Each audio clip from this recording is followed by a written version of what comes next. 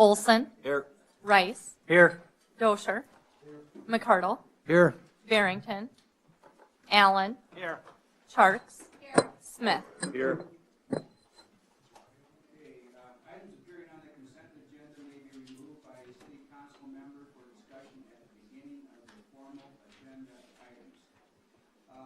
Before we start with that, I want to ask how many people in the audience are here to talk about or represent the taxi cab service and this, that, show of hands, please. Okay. It was suggested that maybe take that off the consent agenda, but I'm going to leave that up to the city council to decide. I'd like to remove it from the, yes. Sure, yeah, let's remove this item D off and put it on as a regular agenda item. I'll make that as a motion. Okay, let's just ask for it. So be it. Okay, are there any other comments on the consent agenda?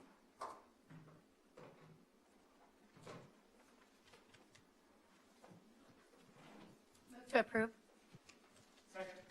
All those in favor, signify by saying aye. Excuse me. Okay, is there any other discussion? Anybody in the public that wants to discuss the agenda item? Key your mic, please. I thought I had it on. I'm sorry. Okay, if not, then roll call. Olson. Aye. Rice. Aye. Dosher. McCardle. Aye. Allen. Aye. Charks. Aye. Smith. Aye. Okay, citizens input. If you need to address the mayor and members of the city council on an item that was not on the agenda, excluding personnel items, please come forward to the podium and state your name and your concern. Presentations are limited to 3 minutes. Items will be considered, but no action will be taken at this time.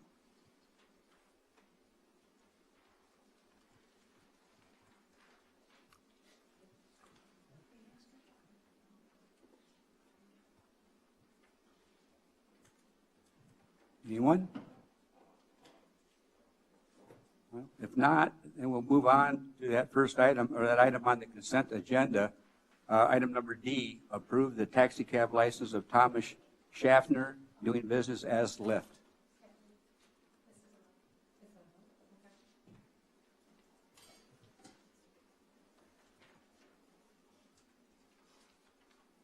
If you're a member of the public and you want to talk on this, now would be your time. This is that. Yes, before we get into that, I'll just give you a little bit of background in this. We've got the ordinance in place here in town that deals with vehicles for hire. What the ordinance requires is that an operator obtains that license before engaging in the business. And since Lyft itself does not provide the rides through the company, but has other people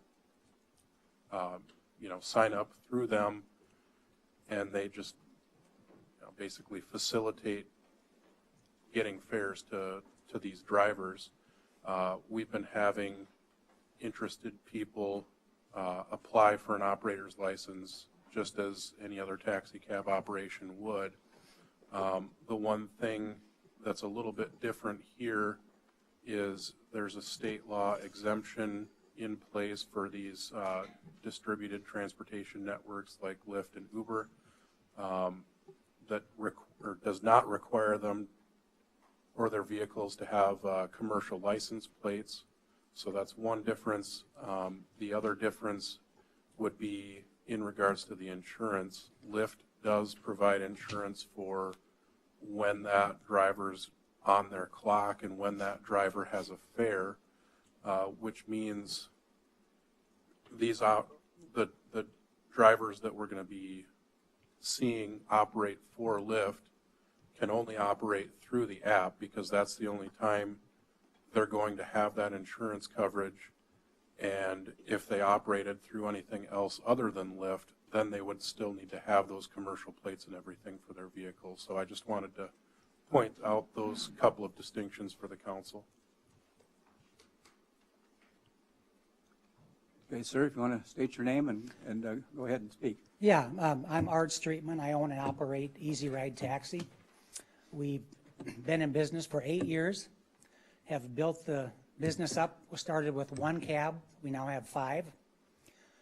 And I think that if the city were to allow this company to come into town, just as, I don't know if you've read the articles in the Argus Leader or today's article in the Daily Republic, numerous cabs in Sioux Falls have folded because of Lyft coming into town. And I believe that would be the same situation here. There's no way that a small businessman like me can compete with the prices that they're offering. Just like Palace Transit, I can't compete with their prices, but there is a law stipulating that they cannot take same-day calls. You have to call 24 hours ahead of time, and so that alleviates them taking any calls away from me, because my business, they call, we come and get you. Palace Transit, you have to have a 24-hour ahead call. So it doesn't affect my business with Palace Transit. Lyft would definitely affect my business. You know, I guess the city council has to decide on how many taxi services are feasible, and when's the city going to put a cap on this and say, hey, enough's enough? Yeah. You mentioned that you can't compete price-wise. What's the difference, you know? We charge $6 per person, and as far as I know from the article that I read, Lyft charges 25 cents a mile with a cap of $3 and some odd cents. 385, I think it was. 385. I think that's what I read. And there's just no way that I can compete with that. And I don't know if Lyft is going to be picking up single fares or if they just pick up group fares. That would make a big difference. My business throughout the day, I have, if I'm lucky, I have 2 vehicles running steady all day, and I'll be lucky to pay my wages for my drivers and gas at $6 a fare. We count on picking up numerous people on weekend nights where we would pick up 3, 4, 5 people and take them from one destination to another.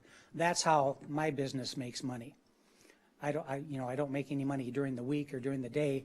We just kind of maintain. So my concern is how many Lyft drivers, if the city allows this, are you going to allow? Is it 1 driver? Is it going to be 5, 10? Next council meeting, are you going to have 5 people that want to apply for this license? So the city council needs to think on how many people and how many taxi services is really feasible for the size of Mitchell. Mitchell's a small town. Lyft is certainly doing well. They're international. Big cities, I can see, they do very well there. I don't know how well they would do here, but I just think that the city's got to take a stand and either, say, no, we don't want Lyft here. It's going to be up to you guys to decide this, whether they come or not. And if they do come, you're going to put other taxis, my business, and I'm sure 2 other businesses out of business. We've worked 8 hard years to build our business. We have numerous businesses that advertise on our taxis that I had to go out and sell my business and get them to come on board with us. And by you voting for Lyft to come in, you're just going to take that away. So that's pretty much all that I had to say. I don't think Mitchell's big enough for Lyft. Whether they are or not, I guess that remains to be seen on how you vote. I guess I just have a big concern because it's a big red flag for my business to allow them. I have another question for you, please. Yeah. Would you take a fare from here to the airport in Sioux Falls? And would Lyft? I believe Lyft would. We definitely do, yes. Yeah. And you didn't quite answer my question as to how much difference Lyft is from you. You said you charge $6 a fare. Mm-hmm. They charge by the mile. And then on a typical ride, if you're both going side by side, Yeah. how much more are you? You said you can't compete with their price. Yeah. How much more are you? I don't know what Lyft would charge to go out Oh, of I town. thought you said a quarter of a mile. Well, that's in the paper, it said a quarter a mile. That's within city limits. I don't know what they do as far as going out of town, and I don't know if they go out of town. But we go out of town, and we charge $6 per person to board the cab, and then we charge $2 a mile one way.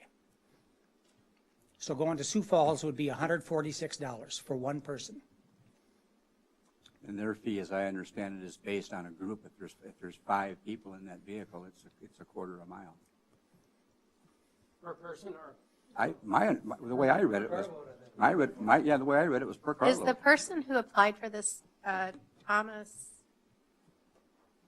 John Schaffner, are you here? Do you want to come up and answer some of these questions?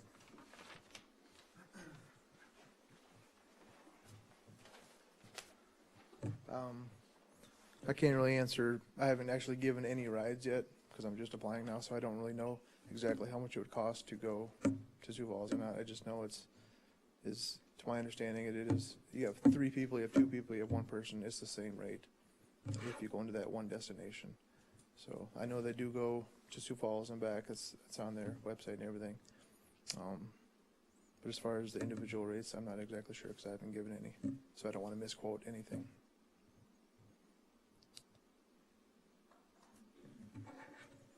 Are you doing this full-time or No, part-time or? no. It was just something to do on, downtime and off time, and not trying to put anybody out of business by any means. So how does that work? There's an app that you get? And Yes. Then it goes to you, or they sign up with you? Every driver that's approved through Lyft does a background check and a DMV check, and then once you have all that done, you just simply push a button, you go online, and then the passengers have a separate app, and if they want to look for a driver, they put in where they want to go, and any available driver gets pinged, and then you accept it and take it. So if there's no available drivers, then they're not going to be able to use it. If I could ask a question, how are they paid? How are you paid? The Your passengers have their credit card or whatever on their account, and then it's through the app, and then you get paid from Lyft, and then they take a cut. Oh, it's all through credit card, there's no cash? No, there's no cash. We need you to talk into Sorry. people watch on the internet, so we need to have questions and answers so that everyone can hear what you're talking about between the two of you. So maybe Art, if you want to ask your questions and then so that we know what the answers are. And Hi, Art. Hi, nice to meet you. So how are Lyft drivers paid? They're paid on the app. They put in their credit card information, and then they pay through the Lyft algorithms, and then Lyft pays the driver. There's no cash exchange at all. If you want a part-time job, I'm hiring. But, so if there's no cash, I really don't know how that would affect my business because we do not accept credit cards. It's strictly cash. And if you pick up, do you pick up single fares? If one person were to call, would you pick them up, or is this just a multiple transportation system? It's whoever needs it, as far as Whoever. I know. Yep, single, double, triple. As long as you have to have a minimum of 4 available seats, and then there's also the plus model that can take 6. So depending on if you have a huge group, then they could only accept one from a plus-sized vehicle, obviously. So, and I don't know if anybody in town would have that, or if they do or not. But Do you charge sales tax? I personally, I don't charge anything. It's all through Lyft, so it's all on their rates. So if that gets through Mitchell, to contact you here, do we get sales tax or it goes to New Mexico, or where's it go? I do not know that answer. You would Lyft. still get it? Lyft is signed up through the Department of Revenue. Okay. so you mentioned that you're doing this just in your off hours. Can you give us some idea of what you're talking about in terms of what times you'd be available? It's designed for people to do it just when they want to. So if they have a couple hours and they want to go on, if they get rides, they get rides. If they don't, then they go offline. It's designed to start and stop whenever you want, really. So it's really based on the driver and what available time they have. Justin, do you know how many taxi licenses we have out right now? I guess I don't know the total number right now. 4 counting Palace Transit. Okay. You have Easy Ride Taxi. Speedy Cab, and Lori's Lift, and that's it right now for 2018. I guess that could be correct. I didn't look into that, so. Is there anyone else in the audience that wants to come up and speak?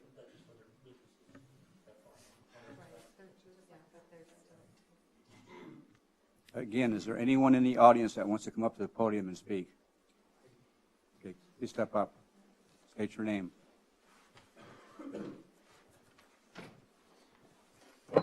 Yeah, I own the Speedy Taxi in Mitchell.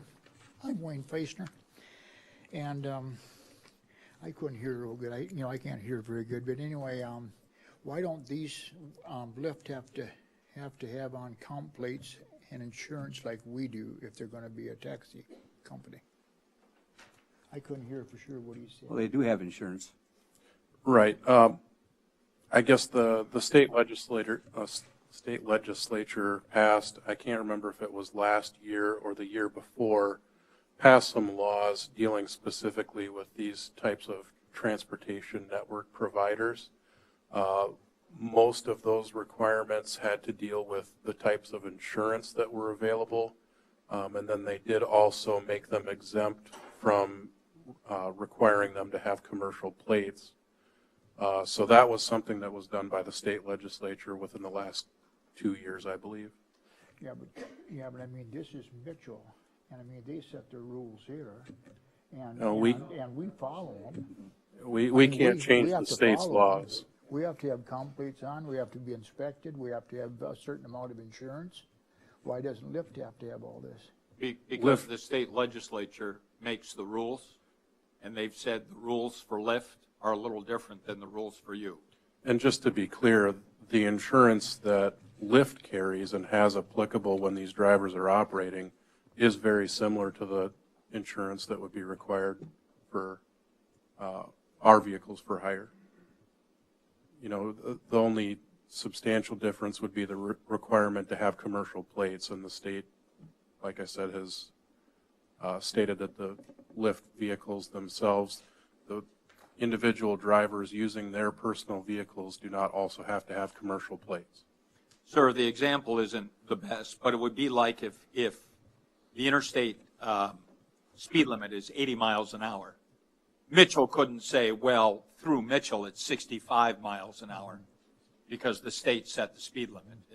It's the same thing in this particular instance. Okay. Well, see, my cab or taxi company charges $5 a ride. And now when they call up Tom, now do they know what it's going to cost them when they call? So what does it cost? Just say you're out at the Congo and want to go to Barney's, what's it going to cost? I haven't given any rides. $12. How much? $10 to $12. 10 to 12? Well, my company's 5. Do you take credit cards? Yes, yep, sure do. And we charge $5.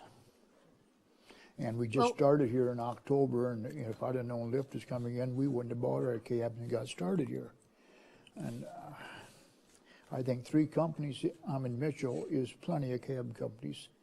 I think we're taking good care of the people and no complaints, and I don't know why we want to stir up the fire.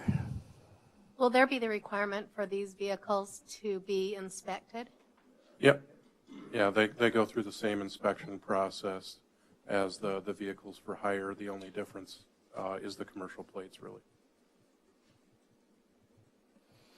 And it sounds like they run just when they want to, he said. I couldn't hear for sure. Yes. Well, I mean, we run from early till 2, 3 in the morning. And if we quit, who's going to haul these people then? And if Art quits, who's going to haul these people then? Just like down in Sioux Falls, 5 companies are quitting now because Lyft came in. So it looks like it isn't doing the cities any good.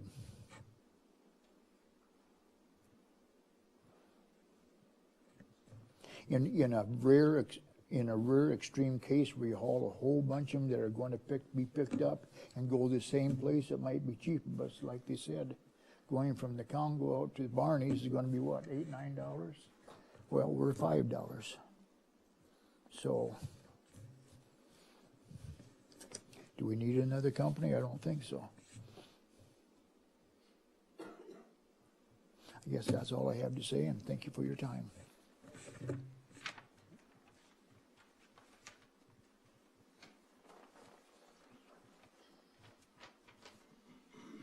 Anyone else have anything to say? Forward, please.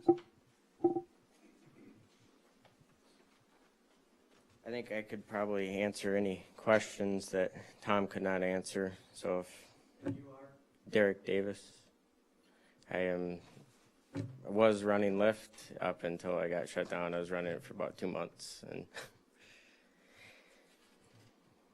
So we heard these people talk about $6 a ride, $5 a ride. What's the ride on Lyft? they charge, like they said, by the mile, by the minute, and roughly, yeah, from the Congo to Walmart, it's probably going to be about $12. That's for 1 to 4 people. And then I do have what's considered a plus vehicle, which would be 5 to 6 passengers, and that would be quite a bit more, I guess, probably. So it's by the 16 minute. bucks. How much by the minute? That I'm not sure what they charge by the minute, but it's like. Is there a minimum number of minutes per ride?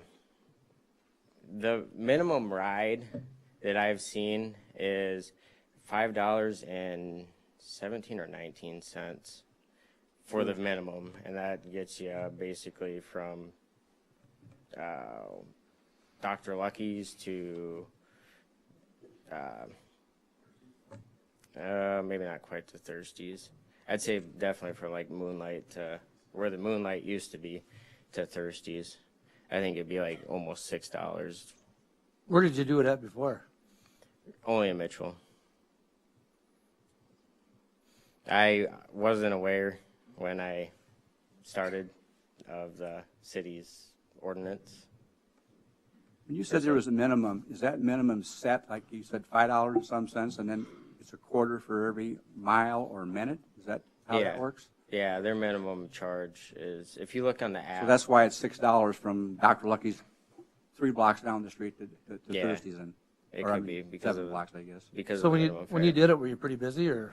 No, it was pretty slow, and a lot of people, they like to jump in with them and pay their $5, $6, and get their ride home that way.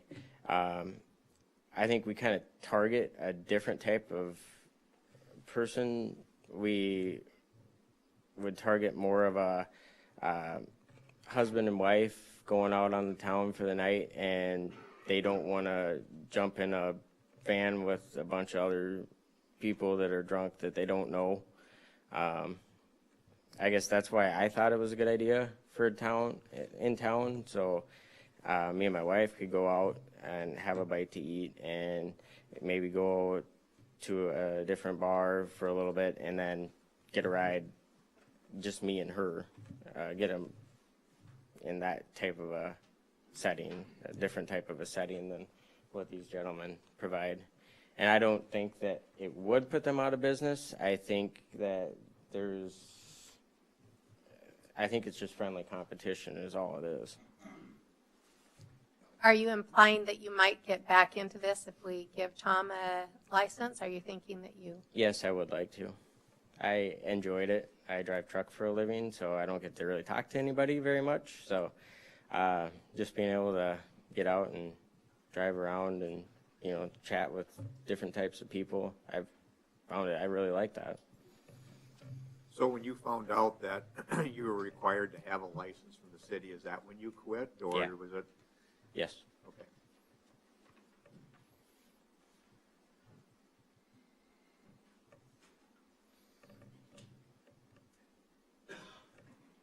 I guess I would just like to add, thanks for your input. We have 2 gentlemen now that are going to be requesting to drive for Lyft. Next week, how many more?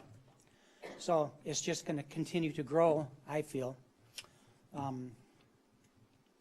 He did mention that there is, they kind of go for a different avenue of people where they just want, we usually have, on a weekend night, we would have 2 vehicles running, and at times we do have multiple people that request a ride and want to get in. So I think they would be a more private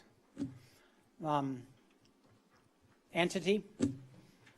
You would have one person call and they would pick them up and they would not be picking up any other people. So I could see that would definitely be a benefit, but again, where's the gap? Where's the city going to put a cap on how many drivers are going to be allowed to be driving? And what is the need for Mitchell? I think we're already there. We're capped already. But thank you for your time. Thank you for your input. And I do agree with him, by the way, that there should be a cap. I'd say, 3, 4, 5 drivers tops for Lyft. I do agree for that. And one thing he mentioned, the person who requests the ride is the person who gets the ride. It's not free for all, everybody jump in. It's the person who requests the ride, plus if they want their friends to come with them or their husband, their wife, whichever, it's them. It's not a whole bunch of different people. Just to clarify that. Do you receive all of your rides through the app? Yes. There's no phone calls? No phone calls. No, that's illegal. When they put that in on the app, do they put down the number of people that are going to be on the ride? No, it's a general deal until if they request a plus, though, it will tell you that it's 5 or 6. It won't actually give you an exact number, but it's 1 to 4 for the regular Lyft and 5 to 6 for the plus Lyft.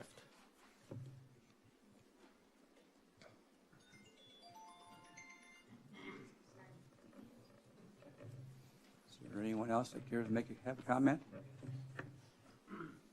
So Justin, we listed in the paper today current cities that are allowing. Are you aware of any other cities?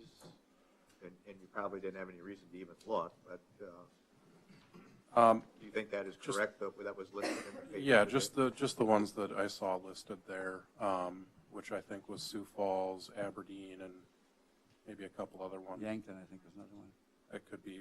I know that when the state legislature acted on it, it was basically with the idea to bring it into Sioux Falls.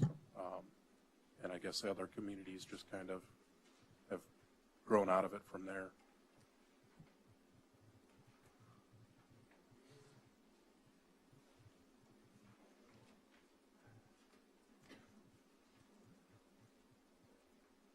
Anyone care to make a motion to either? So I just have a question. Justin, do we have can we say someone can't go into business? I mean, do we have the ability, the legislature, as a body, can we say we're only going to let this many, we're going to put a cap on services? I would be hesitant to take that route, but I think if the city deemed it appropriate to implement a cap for the number of licenses they would issue for vehicles to hire, I think that's something that you'd have the authority to do.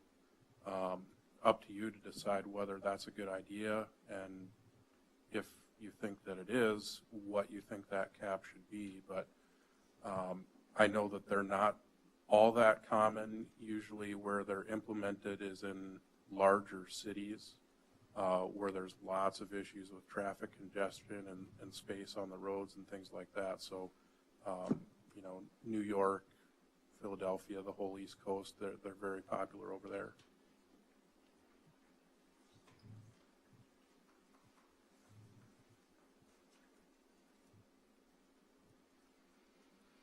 Anyone?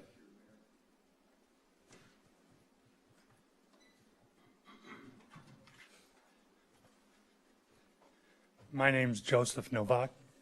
I started driving for Lyft here in Mitchell about a week ago.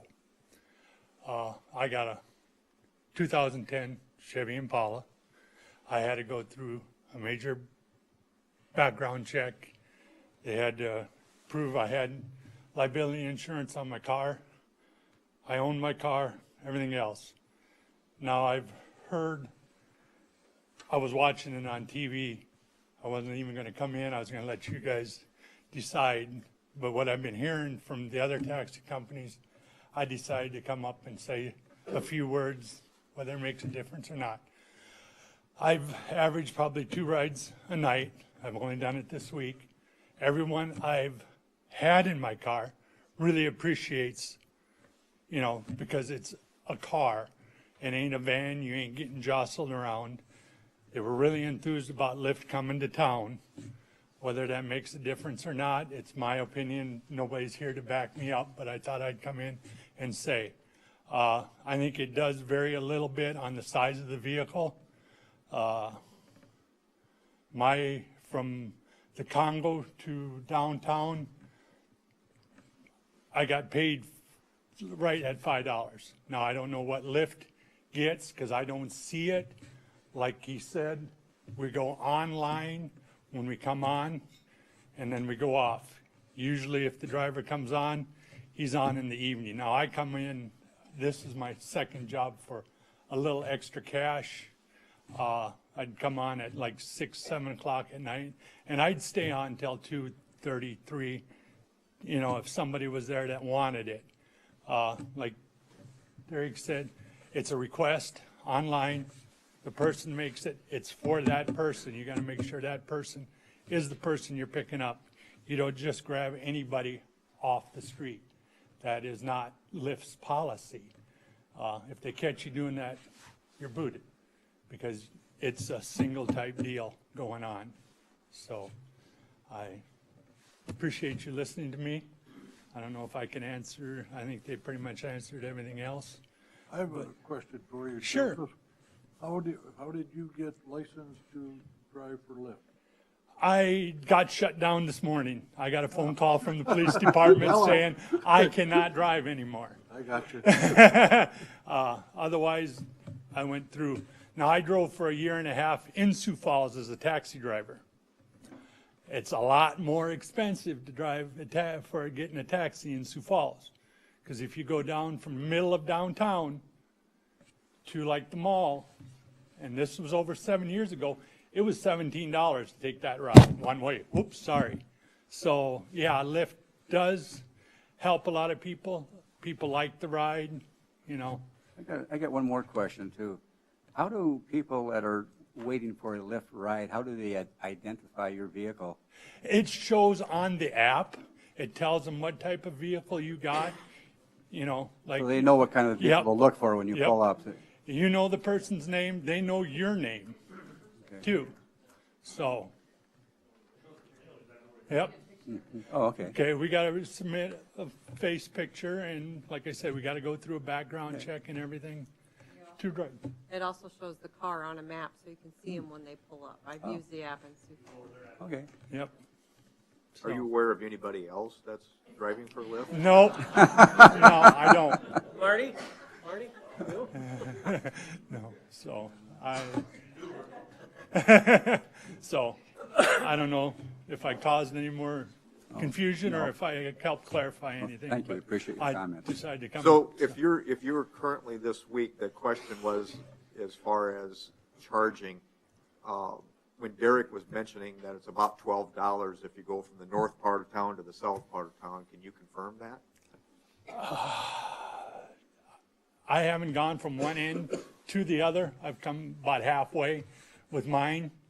I think the most I got for my fee was like $5 or $6, and it's just for the car. One trip. One trip, one way, and it's no matter how many passengers are in that car. But It's one- Lyft got some money, obviously. Well, as far as I know, yeah, they, you know, You don't know what Lyft's charging them then, or? no. All I see is what they pay me. I just pulled up 2 of my ride history from Sioux Falls, and it was a group of people, so it was one of the plus vehicles. 2.45 miles for 9 minutes, and it cost $6.66. The other one was 2.56 miles at 9 minutes, and it cost $6.51. That's what I got charged. So. Okay. Thank you. Assistant Chief Coster, I just wanted to touch on one topic. The gentleman said that he received a phone call from us and we shut him down this morning. Not exactly true. What we did is we were trying to identify the Lyft drivers that we did have, because we know none of them have gone through the process, and we're trying to reach out to them as we can identify them and make them aware of the ordinance, and just let them know until they've complied with the ordinance that they're not legally driving in the city. So it's not that we shut them down, we just made them aware that there is an ordinance that they do need to comply with, and until they're in compliance, you know, they are subject to being cited. So Has there been any others besides the two? not that we're aware of. And the only reason is, you know, they're hard to find, because until they actually are online with this app, we don't know that they're there unless we hear word of mouth that somebody's driving. And that's what happened with Mr. Novak. We found out through word of mouth that he was driving, and we just called him and said, hey, you know, are you or are you not driving for Lyft? So as far as we know, that's all we have. I don't know if Mr. Davis would know more. If there are more out there, we're unaware of them. There's one more. There is one more? Yeah, she never drove. Okay. She's in here. Thanks, Frank. So I'm just curious, Art, you mentioned the possibility of setting a cap. How do we know how many taxis a town our size, you know, needs? I mean, if we were going to set a cap, how would we decide what that looked like? Well, I can tell you that I am lucky to run 2 vehicles steady during the day. And that would be a busy day for me, 2 vehicles. So I don't know what the math would be.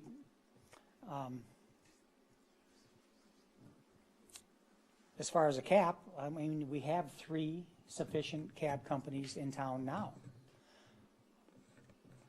Now we have 4 drivers that we're aware of now, possibly, that we're trying to start their Lyft business here, unknown to city council or city officials. As far as what the cap is, I don't know. I guess the city needs to decide. Do you want to shut down 3, 4 businesses to allow individual partnerships with Lyft to come into town? I don't know what the cap would be, but I think that what we have now is definitely sufficient. Even the busiest times of the year, Corn Palace Week, hunting season, 3 taxi services would stay very busy at those times, but would be able to handle the workload. I don't know what the cap would be, but I think what we have right now is sufficient. Does anyone else have anything else to add to the discussion before we make a motion? Thank you.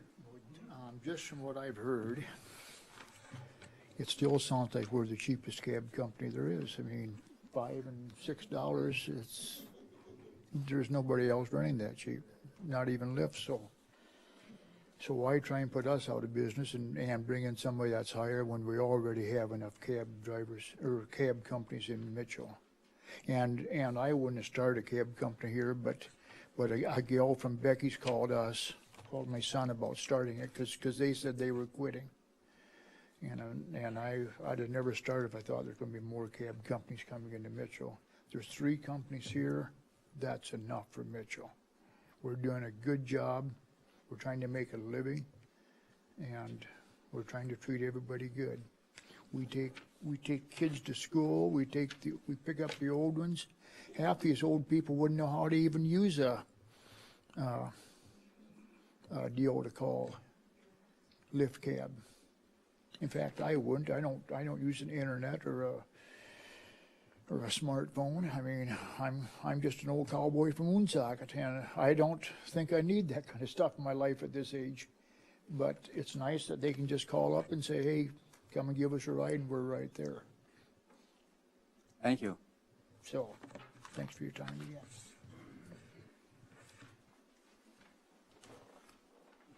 We have a motion to approve or to deny. Well, and I appreciate everyone with the input.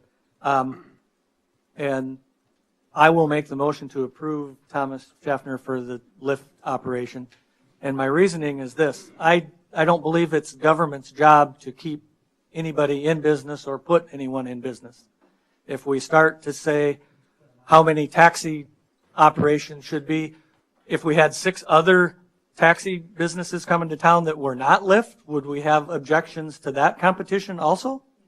And if we pick taxi businesses to put caps on, are we going to put caps on grocery stores, gas stations, anybody else that's in business? I just can't get my mind to go there that the government should be regulating private businesses based on caps or anything else. So from that standpoint, I'm making the motion for approval of this. Second. And one other note is I think this discussion and fight, if you want to call it, was actually completed up in Pier when they allowed it. So all we're doing is going from their lead, saying that it is allowed, and now cities are starting to come on board. And I do agree with Steve. You know, where do we start and stop as far as capping? And generally, you just have to if you do a good job and you're in business, you're going to stay in business. So it might even, probably won't agree with me, but it might make you better. Okay, we had a motion, we had a second. All those in favor signify by saying aye. Aye. Opposed, same sign. No. Motion carries. Okay, next thing on the agenda is the second reading and adoption of ordinance number 2018-01, an ordinance of the City of Mitchell that changes the zoning district classification of the real property legally described as southeast 1/4, including Lot A of Monike's subdivision, Exhibit H2 in Schlafman, Track 1, Mitchell Township, 226-103-60, and southwest 1/4 of H2 and H2 in Lot A of Mitchell Landfill, First Edition, Mitchell Township, 25-103-60, Davidson County, South Dakota, from UD, which is Urban Development District, to Highway Oriented Business District, HB, and the official zoning map be changed to reflect the same. Move to place on second reading. Second. Any discussion? Is there any public comment on this? If not, all those in favor signify by saying aye. Aye. Opposed? Motion carries. Discussion? Is there any public comment? Not? Roll call. Smith. Aye. Charks. Allen. Aye. Barrington. Aye. McCardle. Aye. Dosher. Rice. Aye. Olson. Aye. Okay, entertain a motion for the city council to recess and sit as a board of adjustment. So moved. Second. All those in favor signify by saying aye. Aye. Opposed, same sign. Motion carries. Next is a hearing on Gary and Marge Schlafman, unimproved property north of I-90 south of city wastewater plant.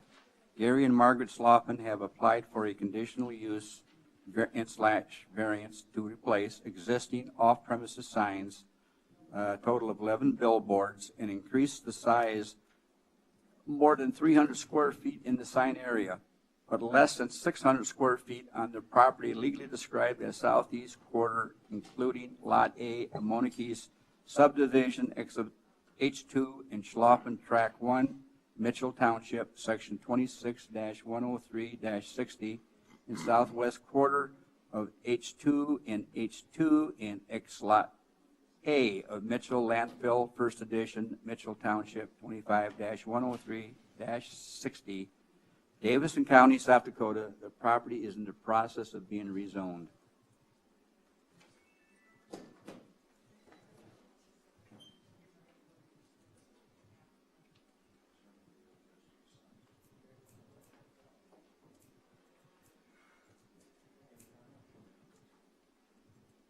approved at the planning commission? Yeah, it was anonymous. Move to approve. Second. All those in favor signify by saying aye. Aye. Opposed? Motion carries.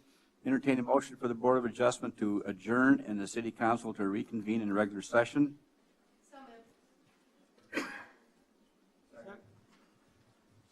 All those in favor signify by saying aye. Aye. Opposed, same sign. Motion carries. Next is action to request H&R Salvage LLC to haul garbage in the city of Mitchell.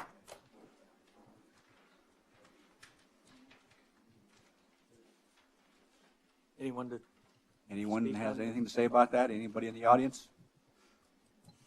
Want to come up to the podium and state your name, please?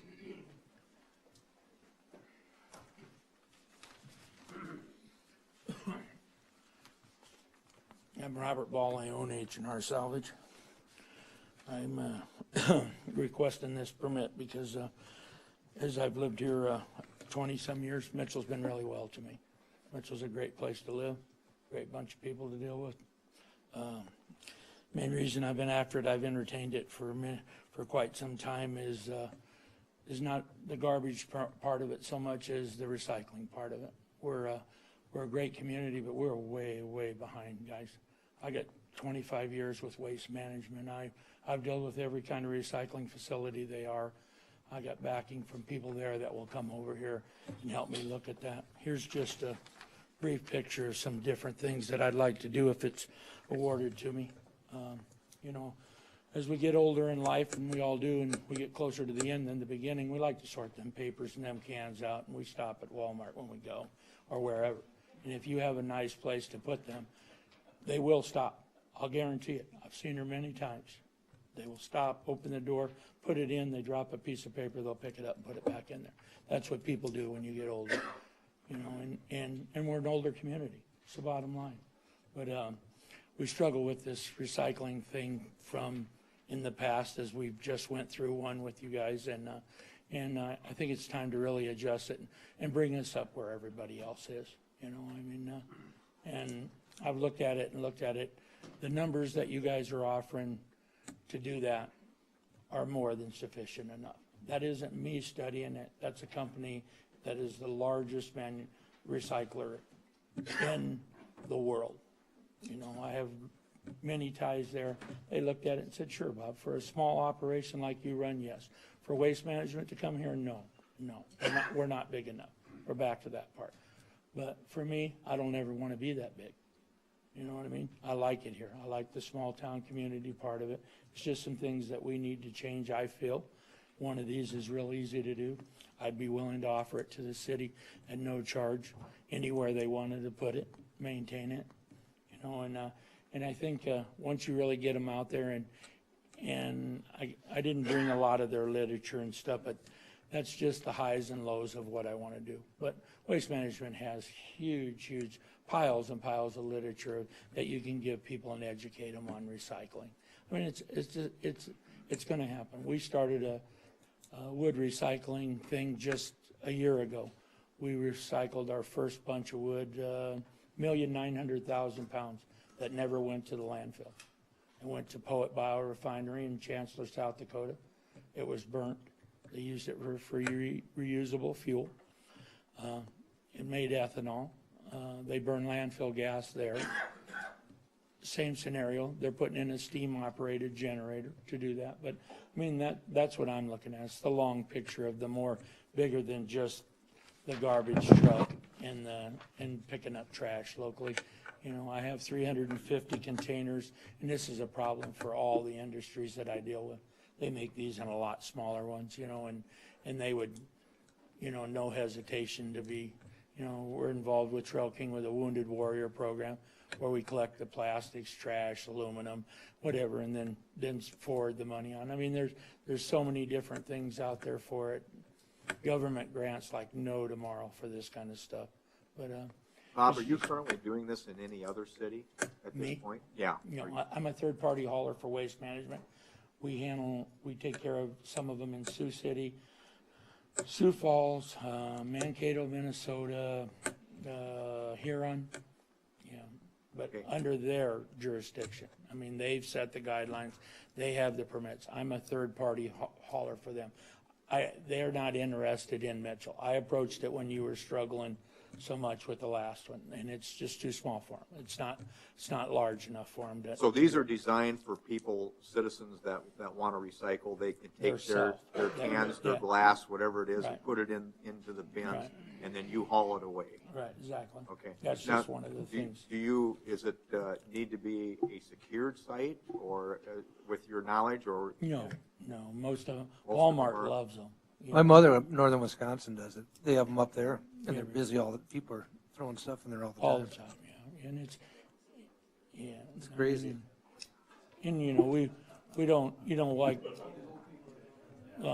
where we have when we open up the land down here to get rid of your grass clippings. If there was one right in there, that guy's there to watch the grass clippings. If you had that box there, you'd be amazed how fast that'd fill up.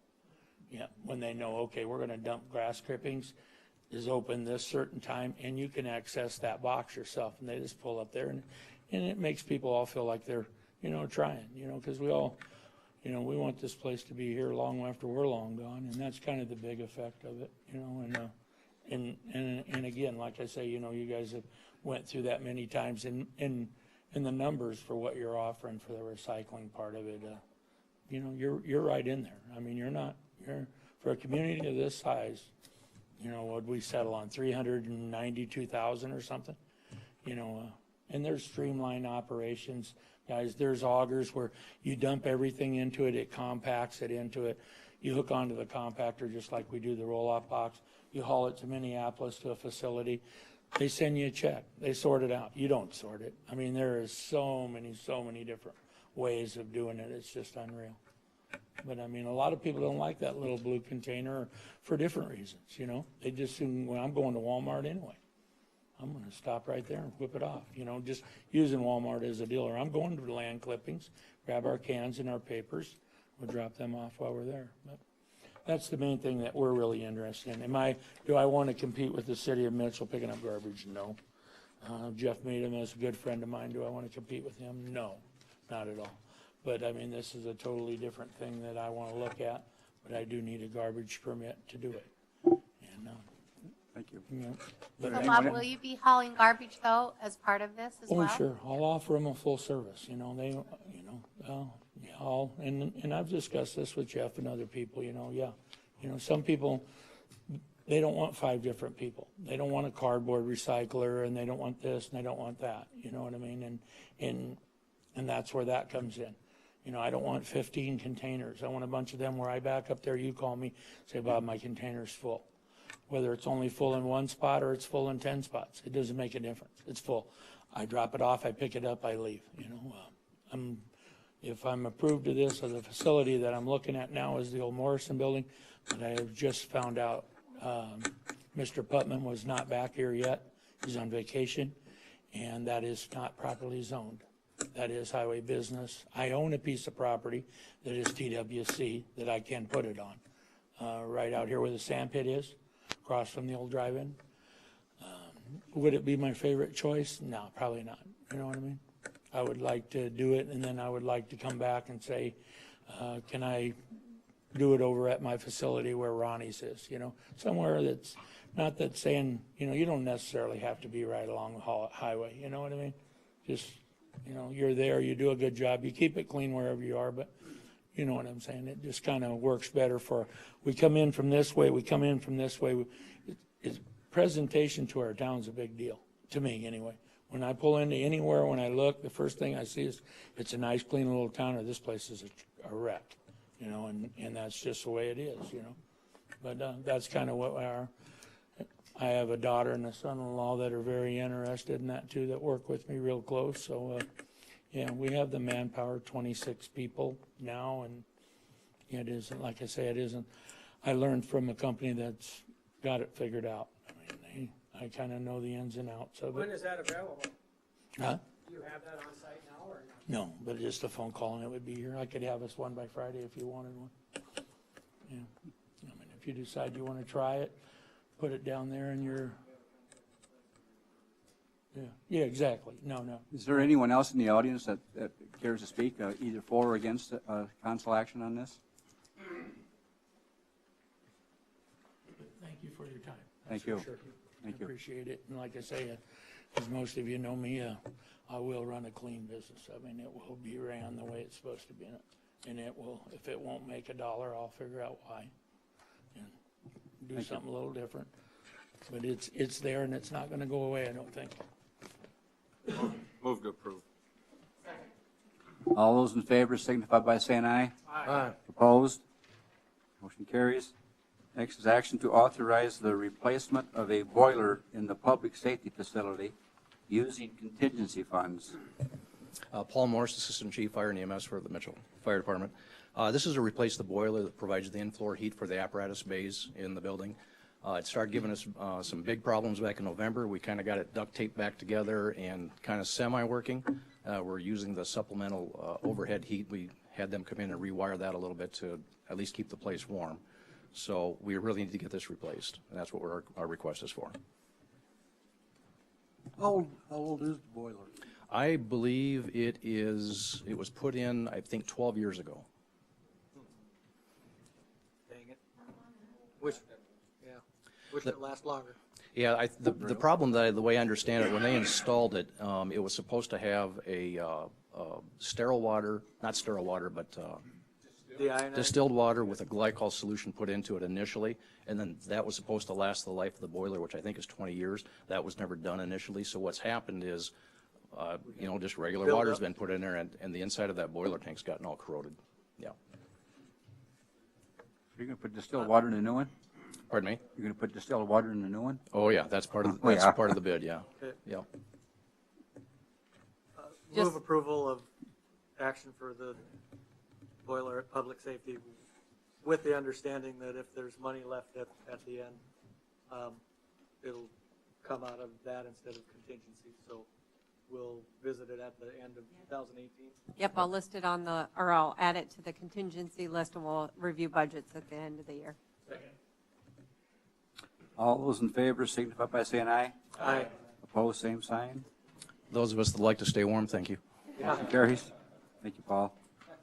Next is action to approve Cadwell Stadium light fixtures and bulbs project.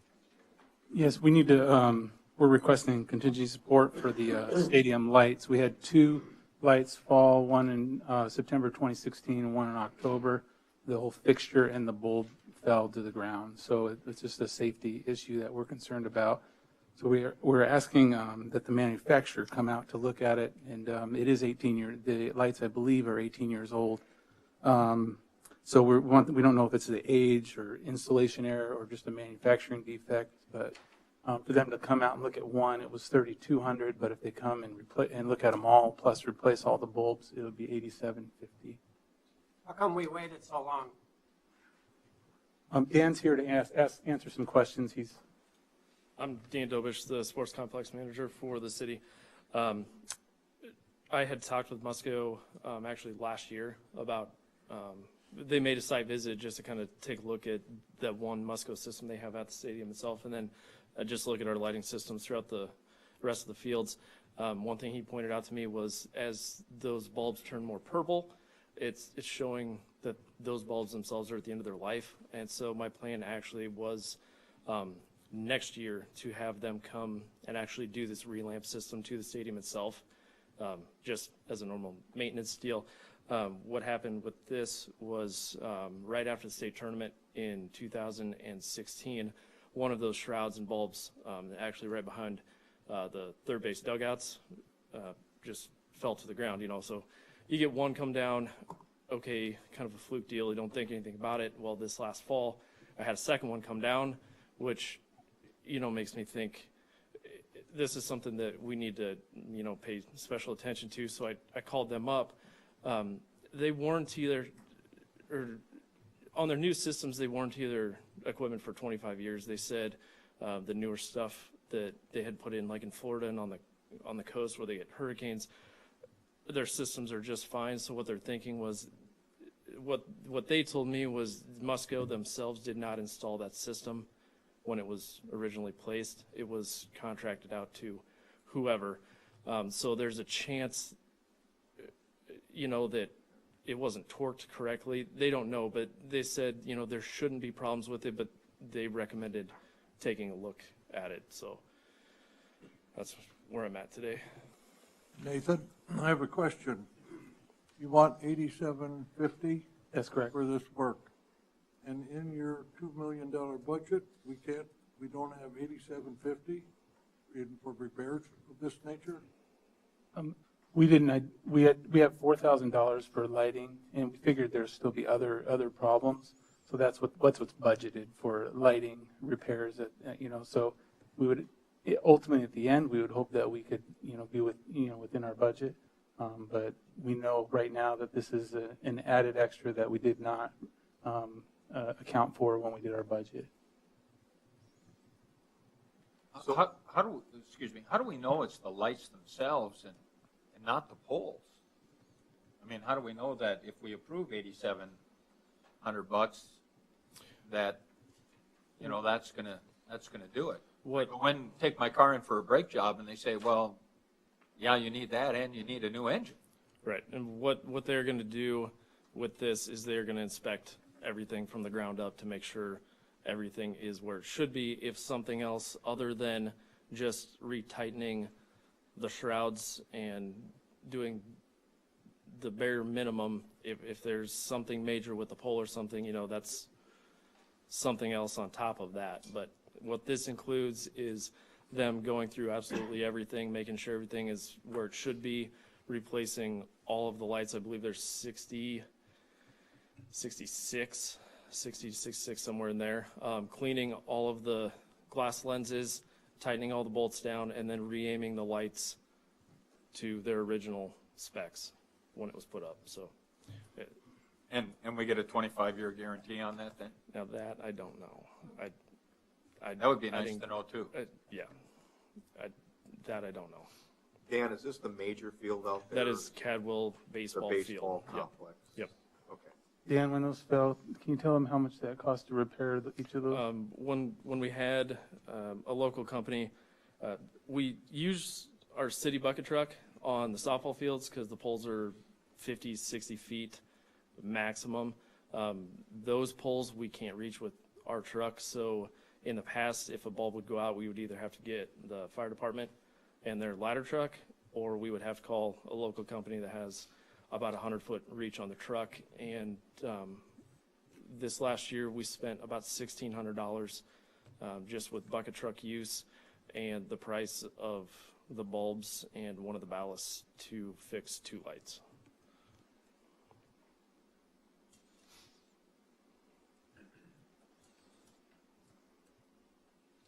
What is the life expectancy of those lights? I know we had a conversation on it last year, Nathan, during the budget. My understanding is, like they're saying, about 25 years, and these ones are at 18. Are they replacing the light bulbs while they're up there? Yes. Correct? Yes. Yes. So this kind of makes it so that we won't be revisiting the LED lights. Right, not until they come down in price, until we can justify the costs. Or 25 years, whichever comes first, right? That's correct.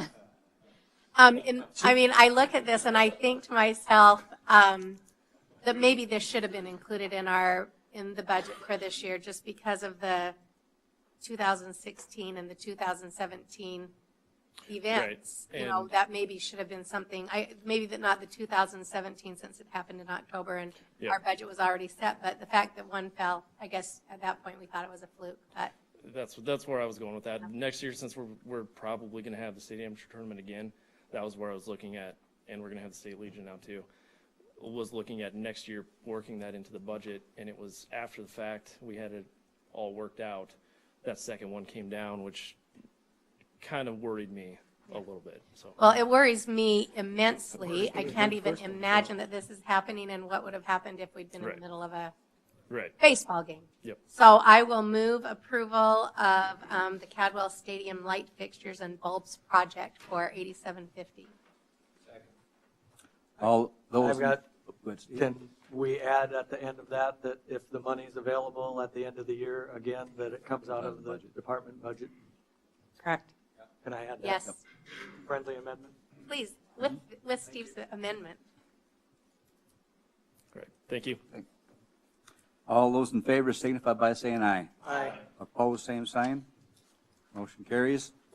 Next is action to approve A 2018-03 JVDTF Multi-Jurisdictional Joint Powers Agreement. This is for the James Valley Drug Task Force. It's essentially the same agreement that we've had for a number of years between all of our task force members. Really no changes to the language, just updating it for 2018. Motion to approve. Second.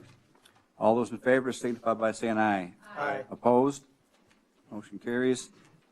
Action to approve agreement number A 2018-06 South Dakota Public Assurance Alliance Intergovernmental Contract. This is coming from HR. This is Billy Kelly, and we're simply recommending that we continue to belong to the South Dakota Public Assurance Alliance. I included as part of the staff report how much we pay for coverage for different types of insurance that they provide, and also the valuations.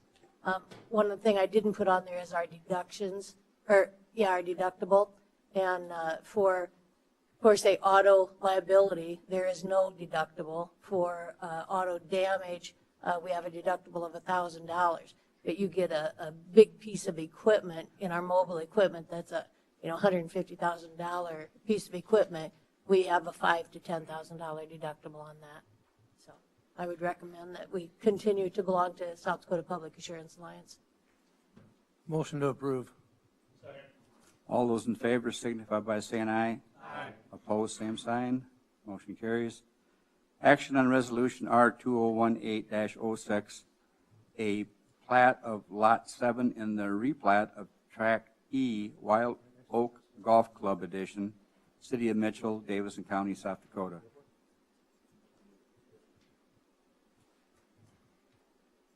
This is just following the master plan. All those in favor signify by saying aye. Aye. Opposed, same sign. Motion carries. Action to approve resolution R 2018-07, approval of local infrastructure program grant agreement and authorizing the execution of related documents for the grant. Included in your packet was a staff report as well as a copy of the council's action giving authorization to apply for the grant. I understand there are some questions in the way that I explained this, so I thought maybe I'd just go through it quick. The pre-design construction cost estimate is about $167,000. With that, this grant would match up to 50% of that cost. So the city would be responsible for $83,500. Now, we're not going to know that actual amount until the construction bids would come in. As part of our discussions with Performance Pet, when that development was approved, we discussed that they were doing a significant equipment purchase that was going to be at least $250,000 of one-time sales tax revenue to the city, and that we would be using that money to take what we get in the grant to pass through to Performance Pet. That was the agreement with the state, so that we could provide some funding towards their infrastructure costs on the fire line and other equipment that they're installing on their private property. There was discussion about whether the city could also then just have have public infrastructure on private property, and the city really didn't want to get into the practice of doing that. We wanted to be sure that our liability stopped at that private property line, so that's how we ended up at this scenario. This loop is included in this gigantic facility plan that we all reviewed as one of the things that will improve water distribution to the entire community, as well as Performance Pet. So this is something we would have been doing anyways as part of those infrastructure investments. It just makes that happen now to also aid the development at Performance Pet. Just from a cash flow standpoint, do we know when the approximate $250,000 of the capital expenditure from Performance Pet will flow back into the city? My understanding is that they would be making that purchase here this spring because they Yep. need the equipment when their building's done. We have up till 2 years to submit the expenses on this. Okay. So we can go forward with the design, and we don't need to go forward till we know for sure that sales tax revenue is coming in. That's what I would opt for, but we could at least get SPN going on the design, which will be the next request, because that would be necessary regardless if we had grant funds to cover 50% of the cost or not. Okay. Move to approve Resolution 2018-07.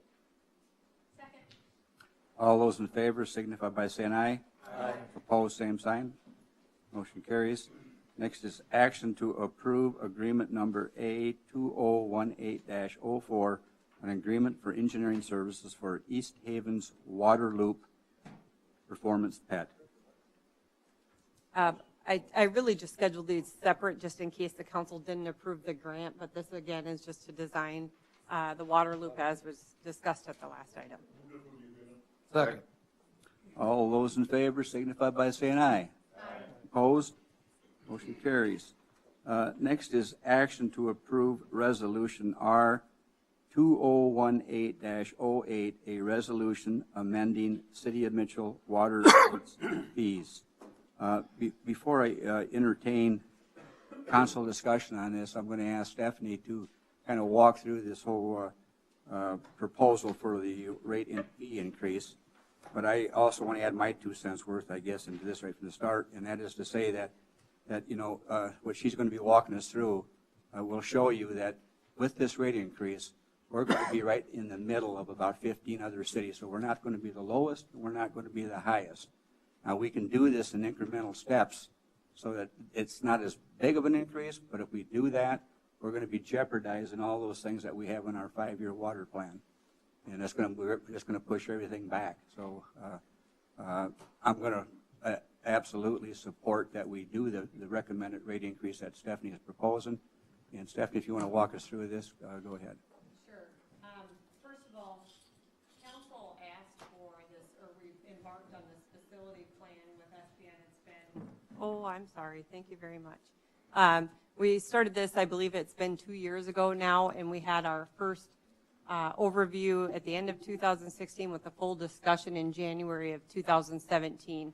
Basically, when the facility plan was done, it went through and I looked at our system as a whole, both in water treatment and water distribution, said what is our current needs, what is our current system design, where do we need to be in 5, 10, 15, 20 years from now, what do we anticipate the increased usage will be by the year 2040, and how do we meet that demand. So with that, once we got through the plan and there was the list of capital projects for the next 5 years identified, the next step was how do you propose a rate increase to be able to fund those capital improvements and stay on track with doing the replacements. Or some of it is new construction as well. I'm going to go down a little bit further here. You'll see a couple different comparisons in here. You're going to see a comparison on 5,000 gallons usage as well as 6,000 gallon usage. The reason for that is there are grants that you can get through the state on a lot of these infrastructure projects, but to be able to qualify for those grants, you have to be at $40 for 5,000 gallons, and we're nowhere near that. So the next option in funding the upcoming capital improvements, and I think maybe I'm going to pull those up quick here. These were the immediate needs identified by that water study. You can see here in 2018 we have several items listed. It is quite possible that we're going to have to move a couple of these projects to next year now that there is no fund balance left in the water fund if you were to fully do all these expenditures and not knowing where you're going to land on the rate increase. The reason for that is to do any of the SRF loan financing, which I was proposing with the rate increase, you also have to be able to show 110% debt coverage ratio, and we will not be at that without a rate increase. So I won't have a financing mechanism for any of the options listed in 2019. In the past couple of years, as we did rate increases. The two capital projects that were not factored in when that increase occurred was both Burr and Sanborn, which were $1 million. It was looking more at how much pipe do we need to get replaced that were the older types, and what were some other major water main projects coming up. So when we did our last rate increase, that increase has now been consumed in those two projects. So you can see the items that were listed for 2018. Next year, 19, would be the BY water improvements. That would be to increase the capacity for future needs to the city of Mitchell, as well as abandoning the water treatment plant. Just a reminder from way back in that January discussion that would end up realizing a savings of $250,000 a year for the city because of the cost to operate. And when you saw my rate budget discussion that's in my staff report I'll go back to, that factored that cost savings into it. So if we're not moving forward with that, we'd have to take that out as well. And then the other one would be the North Sanborn water main. So my goal was, in looking at these rate increases, how do we get to a point where we can afford to do North Sanborn, as well as decommissioning the water treatment plant, and then expanding our BY capacity so that we can meet the identified needs in the next 5, 10, 15 years. If you look at now the reason why I've switched to 6,000 gallons is there is an annual survey that's completed by AE2S. We haven't participated in this. We weren't included, but he did send me a copy of it so I could pull everybody else's rate information out of it. And based on that, you can see that currently our water rates were the lowest by $3 on anybody else on the list. Then I just showed you a couple different things. If you looked at a 70-cent increase where it would put us, the proposed is an 80-cent increase, and then down here at a 90-cent increase. So you can see that even at the proposed 80-cent increase, there's still several communities, Deadwood, Brandon, Sturgis, Brookings, Harrisburg, Yankton above you. The only two in this group that would qualify for the grants would be Harrisburg and Yankton. Now, when you look at, if you went through this whole report and you saw the small towns, you'd see them much higher, but that's because they have some of the same operating costs that they're distributing between smaller users. So they're up in the $40 and they're qualifying for grants on every project that they're doing. Okay, so. When we did the rate increases last time, Stephanie, it probably, I don't think it was probably, it definitely was not as much as it should have been. Well, and I can go through that here too when you get through. I do want to point out that the 80-cent an hour proposed increase generates about $386,000 more in revenue, and that's what would be used for that debt service repayment. And just like the mayor was saying here, one of the council had a good question on what had been the rate increases. So we went back over the last 10 years. These are the rate increases that have happened. Obviously, I wasn't here in 2008 when you did that rate increase, so I can't speak to that, and I didn't really find a lot in the minutes. I do know in January 2015 that per unit charged was bumped up from $2.70 to $3, and that was after the council did a first review on where all the old infrastructure was in town and the fact that we weren't keeping up with any of that replacement. That's the one where I said, at that time when we set that rate, we did not consider the $1 million for Burr and the $1 million for Sanborn. Likewise, here in 16, this increase going to $3.10, that was really just to cover the surcharge that we were, whenever we go over the base contract amount with Burr, they charge us a higher fee for that additional usage. So we actually increased that to try to cover that surcharge, and it did not bring in the amount of revenue that was anticipated when that was suggested. And so we actually kind of lost a little bit of revenue at that point. We were anticipating getting, I think it was $45,000 to $60,000 more when we looked at it. And so we basically took a loss on that one. And then we're at the one now. Somebody else had a really good question about what does it look like when we compare both the water and the wastewater rates together. So if you look at the light orange color, you'll see the current rate for Mitchell's water, the current rate for Mitchell's sewer, which were the fourth lowest. When you combine those together, the city of Mitchell would be the second lowest. And then if you look at the proposed water rate, again, this is at the 80 cents, just to give you a comparison point. Here's where we are with water. Obviously, with sewer, we're not changing, so we're still in the middle.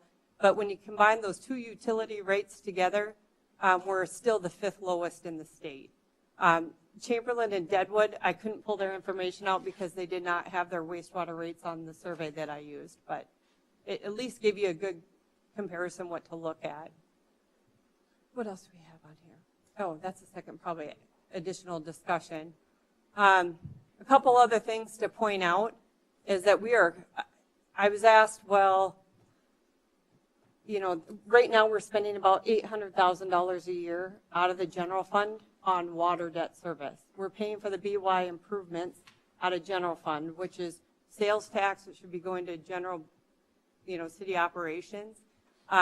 Typically, when you're setting rates and when you're deciding what your fees need to be in your utility departments, they need to be covering your cost of operations, which includes that investment into capital. I did ask, I sent out one of my emails to our listserv and asked if anyone, any of the other cities that were responding used general fund monies to subsidize utility operations, and no one does. Typically, if anything, there's some utility money that's coming back to subsidize general fund operations. So you could look right now that the general fund is currently subsidizing $800,000 of that utility service because we're paying that debt service out of general fund, which is what we use for law enforcement, police, streets, those kind of core government services. And then the second part of your conversation is the mechanical meter fee. And the council's had this conversation several times. Currently, the charge is $10 a month. You asked us to come up with a rate that would make it so people, you know, would get those meters switched over to the wireless automated readers. The proposal would be $50 a month. There's about 100 customers left on that meter, and I guess what we talked about, if they scheduled that replacement prior to March 1st implementation of the increased rate, we would waive that increased fee. So even if they couldn't get to everybody by March 1st, if someone had an appointment for March 15th, we could still waive that until then. What does it cost to convert from one meter to the new? Nothing to the land. They won't let us in the house to change them out. Well, that's. They might. I don't know. We thought so too. A year ago, maybe. When did we add the $10 and they just pay it? Yeah, I think so. 100 is what Terry estimated. The other thing to keep in mind is we also have a policy now that if their water gets shut off, they can come in and pay to get the water turned back on, but we will not turn it on until we convert that old meter out as well. So that might help with a couple of them that are kind of repeat offenders. So, but we're just trying to get those last 100 customers converted so we're not having to manually read those meters. Yeah, it only takes 10 minutes, 15 minutes. It's nothing. Stephanie, can you go back to the 5-year plan, please? Okay. Oh, here we go. Can you remind me again of the abandoning the water treatment plant, what that would save the city annually? Yep, it would be after it's gone $250,000 a year savings. And that would have been factored, when we set that, when we looked at what rate to propose, I worked with SPN on this, the 80 cents factored in the fact that after the water treatment plant was closed, we would have that savings down the road. Okay, and then a follow-up question to that is, would we still have the BY going to that north side? It would be diverted. Yep. And go right to the towers? Basically what you would have is this, sorry Justin, I don't mean to have my face in your hand. Basically what we would have is a smaller distribution center on the south side of town where BY Water's main line comes in. And so instead of sending all the water up to the treatment plant and then pipe it back where it needs to go, it's actually going to come through there. We'll do whatever, if they have to add chlorine or whatever they have to do, and then it goes right from there. That north transmission line, Stephanie, is also. Yeah. Excuse me? That north transmission line for $2,619,000. That's, if we shut down the plant, that's. Yep. That right here. Eliminates that too, correct? Yep. So all of these that say no action, when they were working on this study and proposing what options the council would need to do, if you were going to continue to treat water at Lake Mitchell the way you are now, you'd be spending either $4.3 or $5.9 million, plus this $2.6 million on the transmission line going from where BY comes in up to the treatment plant. And then you're going to be limited only to the capacity that that plant can flow through on a daily basis. So that's how, when they review these costs here, you know, that $6 to $7 million, depending on the option, that's why you get over here and you know that that one's actually a better long-term solution when the city can then save the savings on the annual maintenance. Okay, I have a question.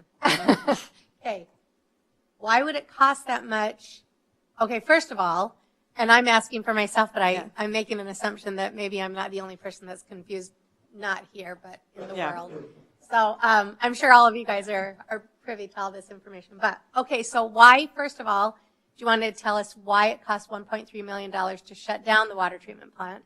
And why would it cost 4.3 if there's no action? The 1.3 would include the construction of that secondary distribution thing on the south side of town. Okay, and then why, if we do nothing? Over here? Yes. Because we've deferred maintenance on a lot of the items out there. The system could not. At the water treatment plant? At the water treatment plant. My understanding is the lime ponds alone are $300,000 each 10 years ago when they asked the council to improve those.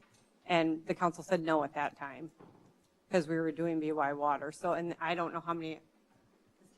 I don't know how many of those we have out there. I think there's two. Two?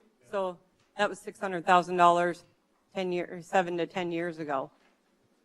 So. Okay, thanks. I think that's good I information asked those to questions have. too, so I wondered totally that. get it.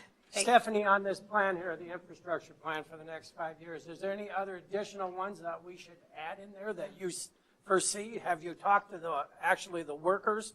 And is there anything else that we need to add in here? Maybe some different streets? We had some blow-ups here a week ago. That's what all of these two lines here are. Right.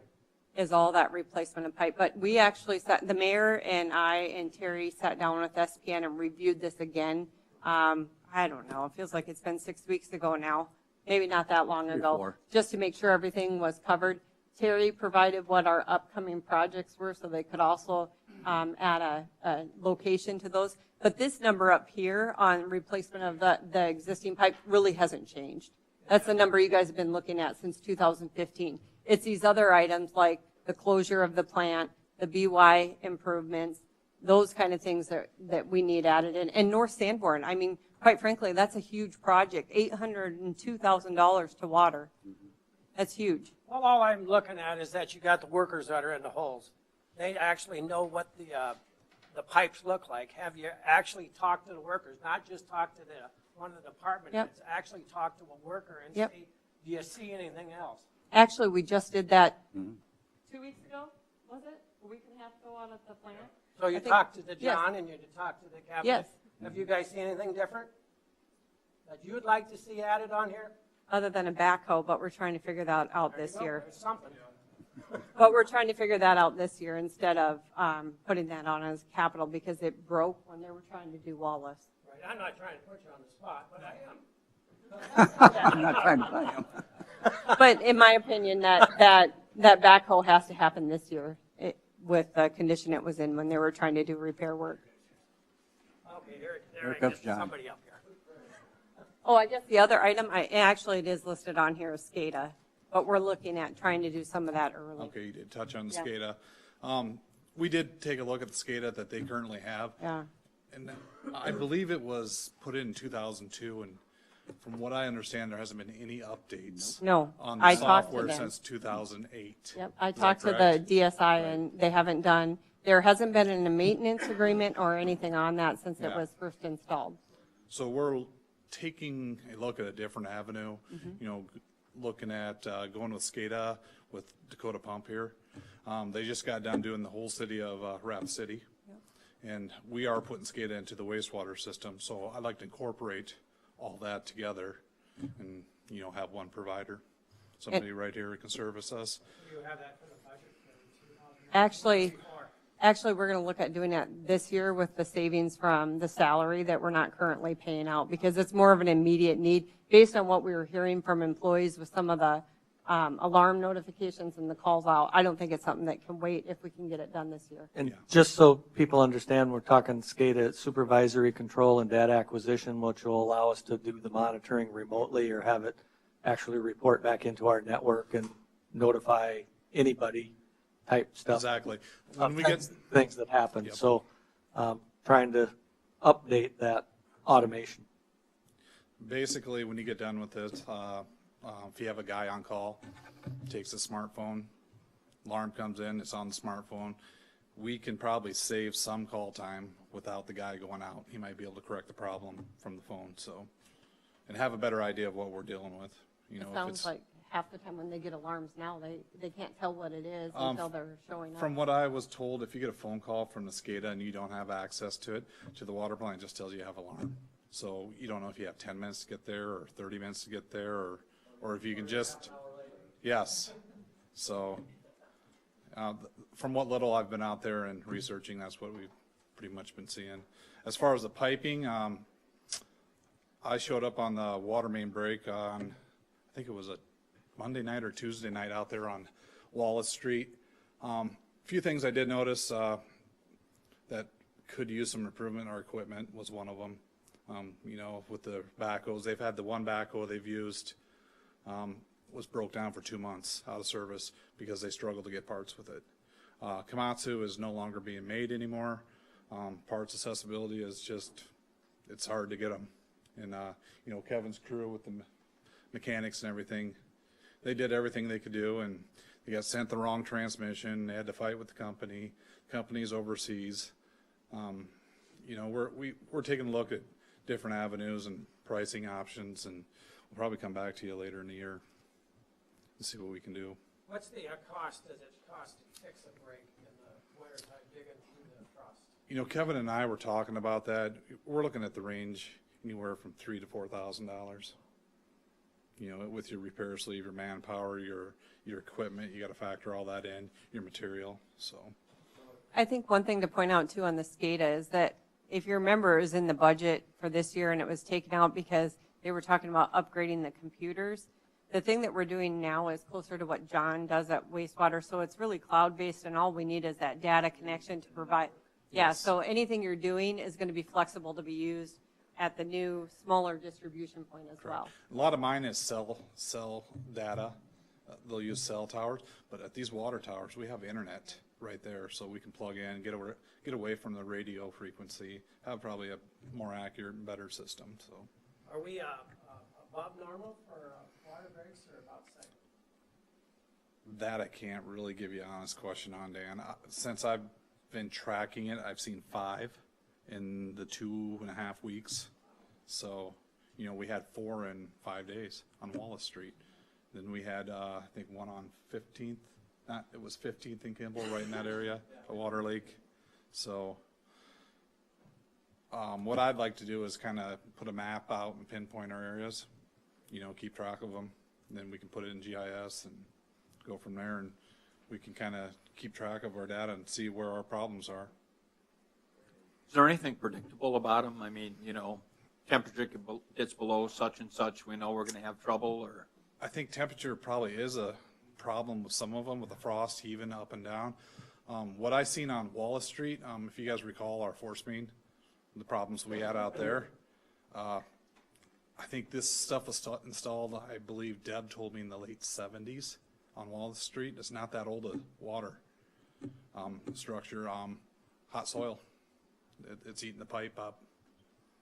So that's what we were seeing. They take the tile spade and hit the pipe when they were down there, you know, tearing it out, and it would put holes in the pipe. So it was pretty thin. They dug back, I think, was it 290 feet roughly, and they hit pipe where they were starting to see, you know, the writing on the pipe again. So I think they were starting to get out of the hot soil. So we felt that they had a good spot to tie on there, and I think hopefully we'll be okay until we replace it. Hot soil, or is it just a bad? Could be a combination of the two. Bad pipe. Could be a combination of the two. So in 78, 77 to 80, how many miles of pipe got laid? Boy, I couldn't answer that one. We'd have to. That's where history is. Yeah, because our wastewater Piping was in 78, 79, 77, right in that. Yes. You know, So- that the big facility plan that everyone had access to, it's actually still on the city's website too. It has maps of where all the older pipe is in town too. So, Has it got the dates? I don't know. I don't think I saw I dates. think there are some dates out there. I want to get hold of that data and take a look. I have some stuff on wastewater, and the tracking on that wasn't very good. 1918, a lot of 1930 stuff. I mean, there was some stuff.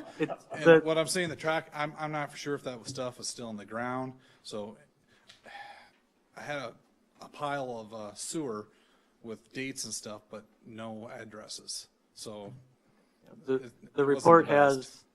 has areas where looping should be looked at. It has all the pressures, and so you can tell all the areas of very low pressure, and we have a couple areas that pressure's actually too high. Trying to think what the other things that are in there. And I haven't got a chance to go through the report yet. So it's, I don't remember any dates of pipe, but there are, it's at least 6 or 7 pages of the maps that show where all the different types of pipe are located, whether it's the asbestos lined or the cast iron pipe, or whether we put PVC in, et cetera. And those are all in there. And then recommendations of looping, and then the pressure variance for the water towers, and making sure that they are, as one moves, that the pressure balance stays the same, so we don't fill up one tower, have it then bounce, and an area of town suffers low pressure while the system equalizes. And Dan, to answer your question better too, you asked if staff were asked this.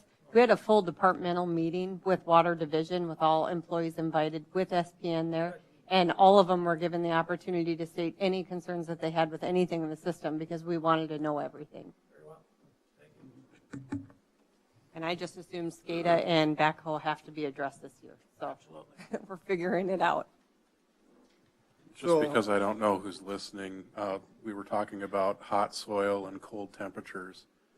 Just in case anybody doesn't know, the hot soil refers to like the acidity levels and the corrosive tendencies of the soil, not the actual temperature of it.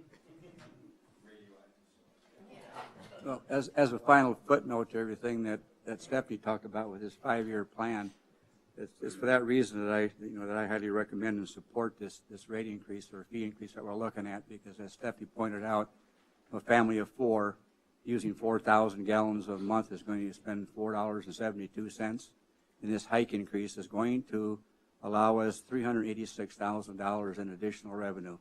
And if we don't do this, we're going to be pushing everything on this 5-year plan backwards. And we've all identified, I think everyone in this room, the council, including myself, has identified our aging infrastructure should be one of our primary priorities right now. And I think that's what we need to take into consideration when we look at this hike increase, that we are going to be working on this aging infrastructure.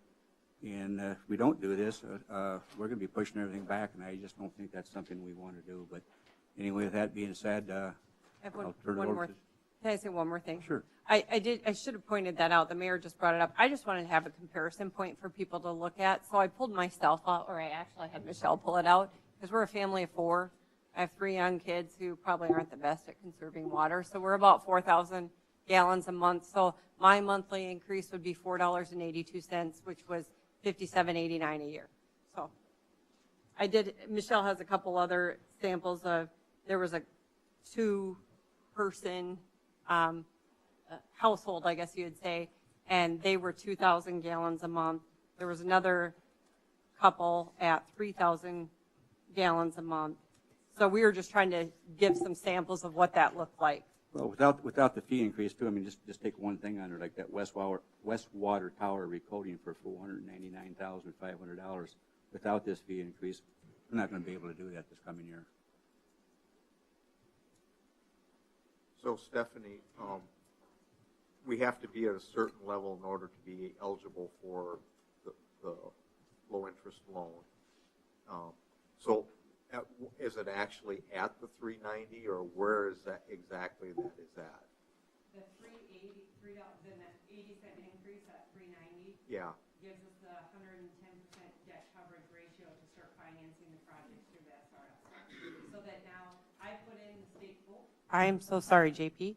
I put in the state water plan application that was, you could put in for an amendment February 1st. So I applied for that one just so that we could get on the list. You have to be on that list to be even considered for funding, so that if the council proceeds with a rate increase, now I can go ahead and apply for those SRF loans. We could move that water tower to next year so that we're not spending 100% of the cash again this year.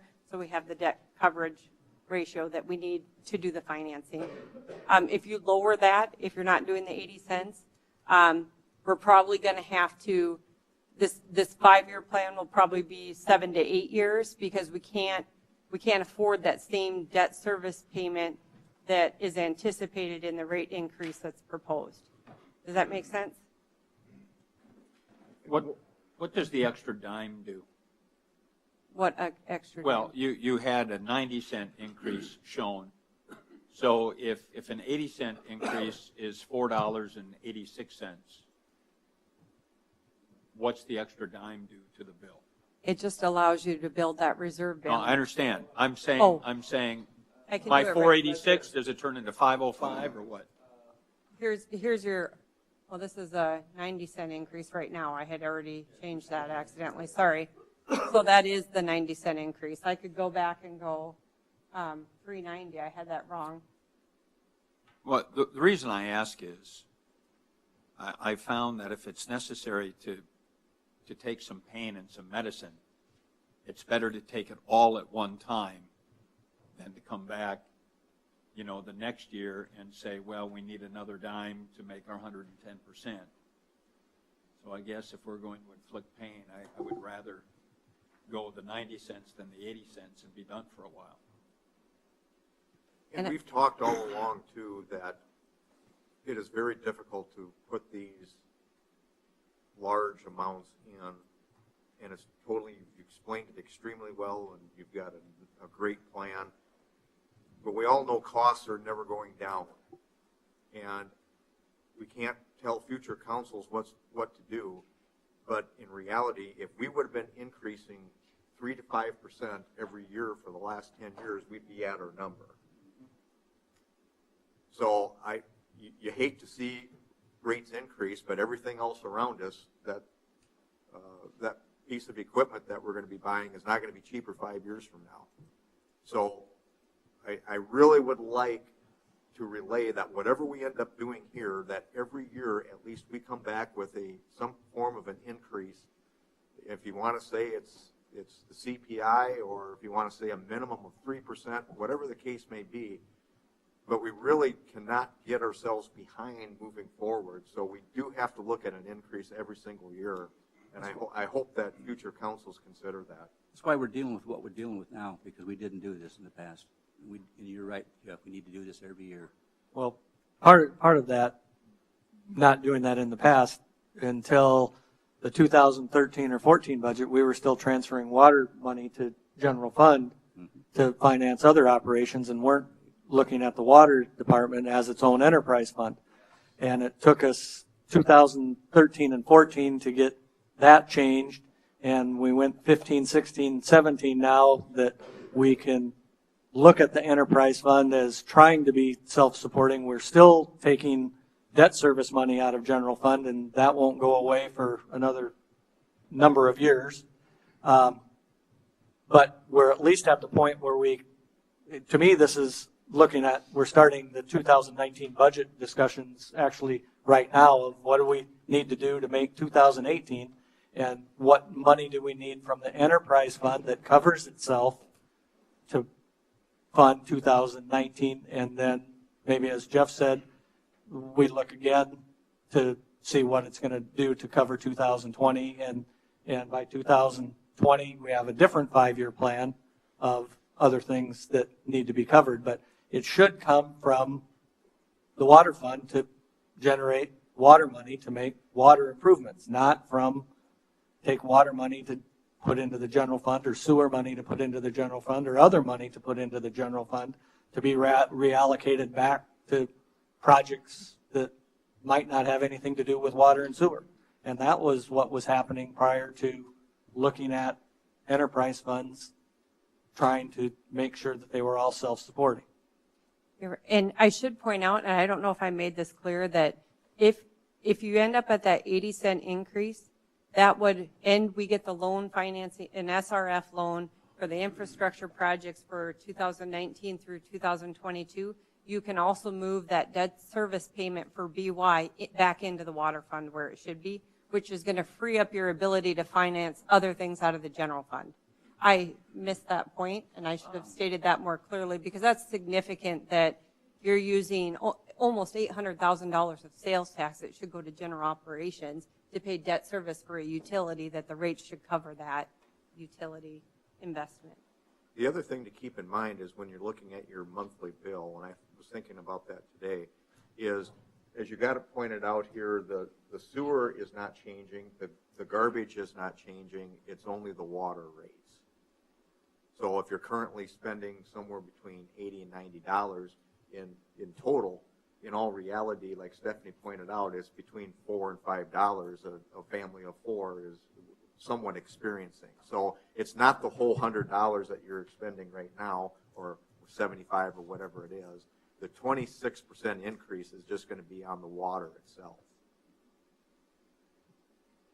I guess one other point I want to make known, and I talked with Stephanie about this today, is if I remember right, back in 2012, we actually had the value of the water that we sold went down compared to 2011 and 2010.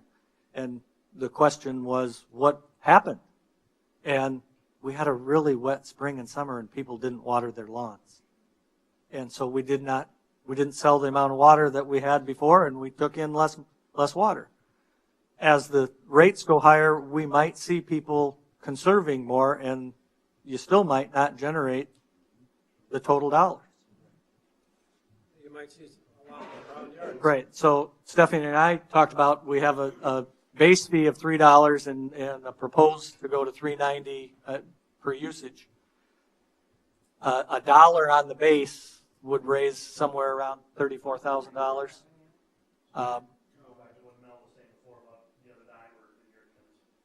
Yeah, and so if we look at something in the future, $1 on the base, everybody pays that $1. Every household that has service, which around $5,700, so $5,700 a month, and maybe that's a way to look at one of the other future adjustments. Because I mean, I would really hope people conserve water. That's something that water is going to become a huge commodity, and look what's happening in South Africa right now, of a city of 3 million people out of water. We don't want to be that city.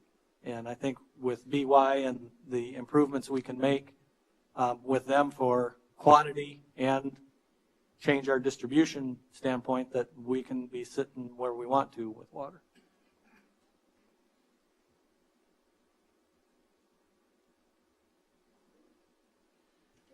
I would have liked to have tiered this, but after hearing everybody talk and walking through the plan, this is quite an increase, but it's just going to set us so far behind if we don't move at this point in time. And again, I know it's a large percentage, 26%, but if you break it down by the month, I'm hoping most people are going to be able to budget for it and handle it. And when were you thinking of putting this in place? The resolution says effective March 1st, but council could also amend that if you wanted to give a longer notification time frame. And that might not be a bad idea, even if it's a month or two. At least they're able to try to plan a little bit better. But I thought staggering this and bringing it in was probably the best.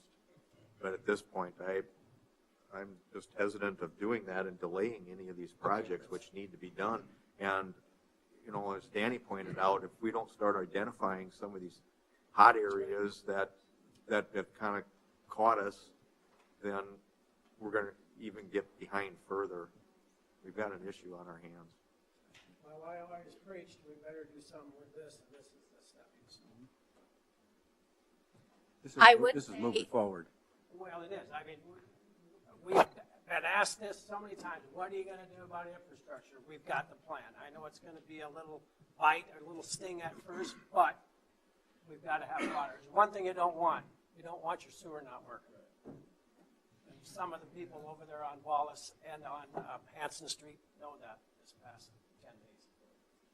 And Go ahead. Sorry, I think that we should consider not waiting till summer to start it. I think that we need to start it before that, because summer is when people will feel it even more so. Right, I meant April 1st. Right now it goes into effect March 1st. Right, so I would say like April, if we gave them a month and a half to make that adaptation in their budget.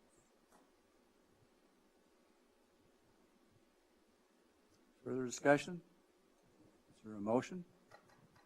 And also keep in mind, if you want to change the date, you would need to note that for the resolution. I'll go ahead and make that motion that we approve Resolution 2018-08 with the amendment that this would go into effect April 1st. I'm going to second her motion with the thought that we have to do this, but my question is still going to come back to what Mel and Steve said a little bit ago. Do we need to take a look at going higher than the 80 cents? I'm concerned about that, and I know our constituents, nobody likes raises and increases, we know that. However, I do know our constituents like good infrastructure. Well, let's and I'll say that look I at spoke to some people in Wallace, and they weren't happy. And I'm gonna tell you, I don't want that in my backyard. I wish they wouldn't have it in their backyard. So I know people want good infrastructure, and people are willing to pay for that. I'm just questioning: is this going to be enough? Because, like you said, what if the use of the water goes down? This doesn't create enough because we only want 80 cents. And we need to go 90 or $1 to make sure if they start being more water management, that we still create enough water funds. I'm all in favor of the increase. I'm just questioning if we're going high enough. If we look at this motion and it starts April 1st, we'll have April, May, and June, and July to look at before we start talking 2019 budget and know what that is going to generate based on that. And it can certainly, I think, be part of the 2019 budget discussion of, are we going to get to our 110%? And we should know whether, hopefully by then, whether the grant money is available. Loan money. Loan money is available. What do they charge us on interest on? It's actually for a 20-year bond, like 2%. It's extremely low financing. It's lower than what we can get out of bonds right now. But it's still got to be paid. Yep. Yep. So, yeah, Marty, that's why Stephanie and I had the discussion of, well, geez, if we have a super wet, it's not supposed to be from what I've heard from the National Weather Service, but have a wet spring and summer and people don't water their lawns, we might not make the $386,000. And you might not make it if you raise it over $4 too. You might cut it back. I might cut it back. Danny, how high do we have to raise it before you'll stop watering your lawn?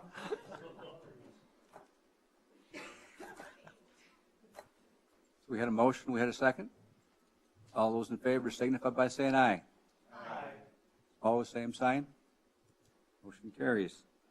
Next is the first reading of ordinance number 2018-02, an ordinance amending section 7-8-3C of the Mitchell City Code regarding the riding of bicycles, skateboards, or inline skates on sidewalks.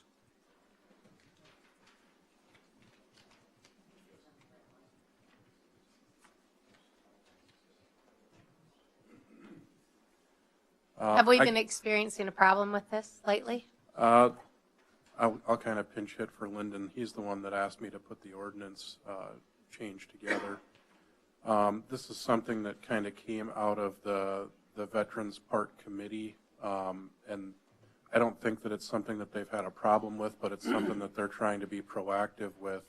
Obviously, the Veterans Park is new, and they want to try to protect that investment as much as they can and keep everything in good condition and keep the wear and tear low on it. So basically what this would do is we've already got the ordinance in place that prohibits using bicycles, skateboards, and inline skates on Main Street sidewalks between First and Seventh. This ordinance would just include the premises of the Veterans Park, which is contiguous with that anyway. So, and I guess one of the reasons that he wanted to bring first reading forward at this time was so that we can try, if the council wants to move on this, is to get this passed, adopted, and into effect before the spring gets here, the weather gets nice, and people would be starting to use the Veterans Park.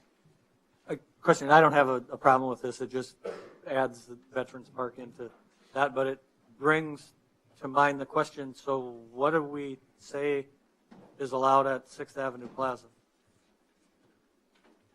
And that's another question I had for Lyndon. He asked that we bring it forward just for the council to discuss too. So if there are any changes, I mean, we can sure bring those back, but he wanted to try to get it in front of you guys so you could have the conversation. Okay. I'll move approval of 2018-02.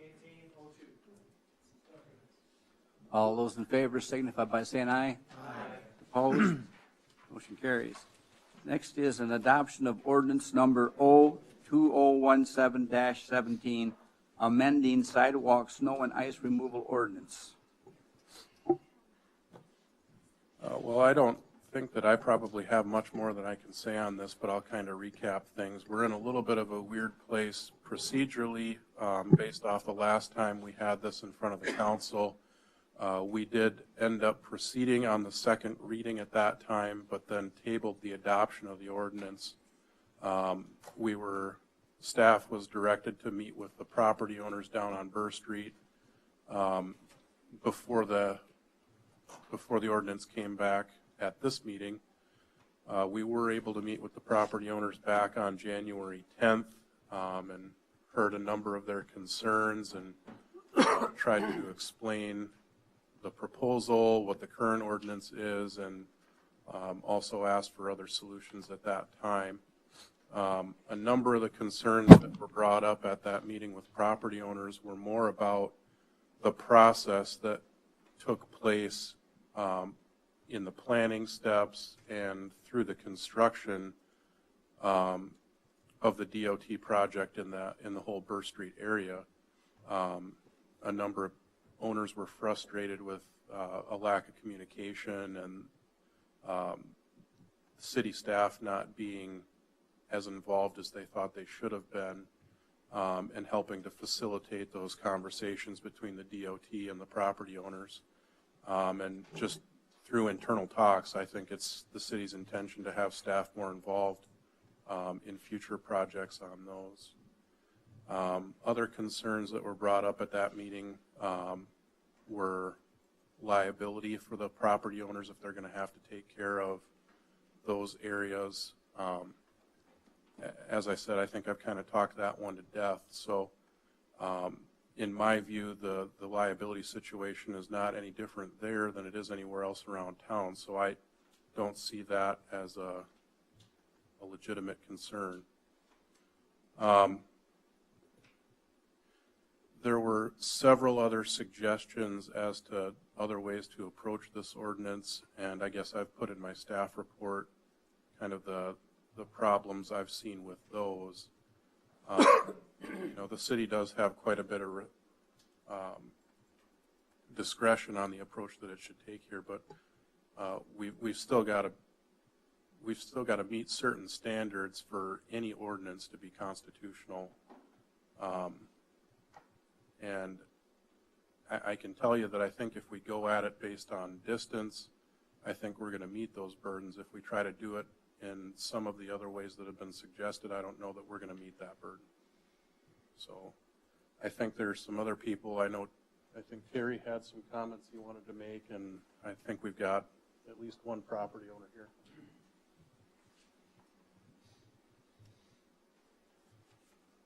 First of all, I want to thank you guys for the rate increase.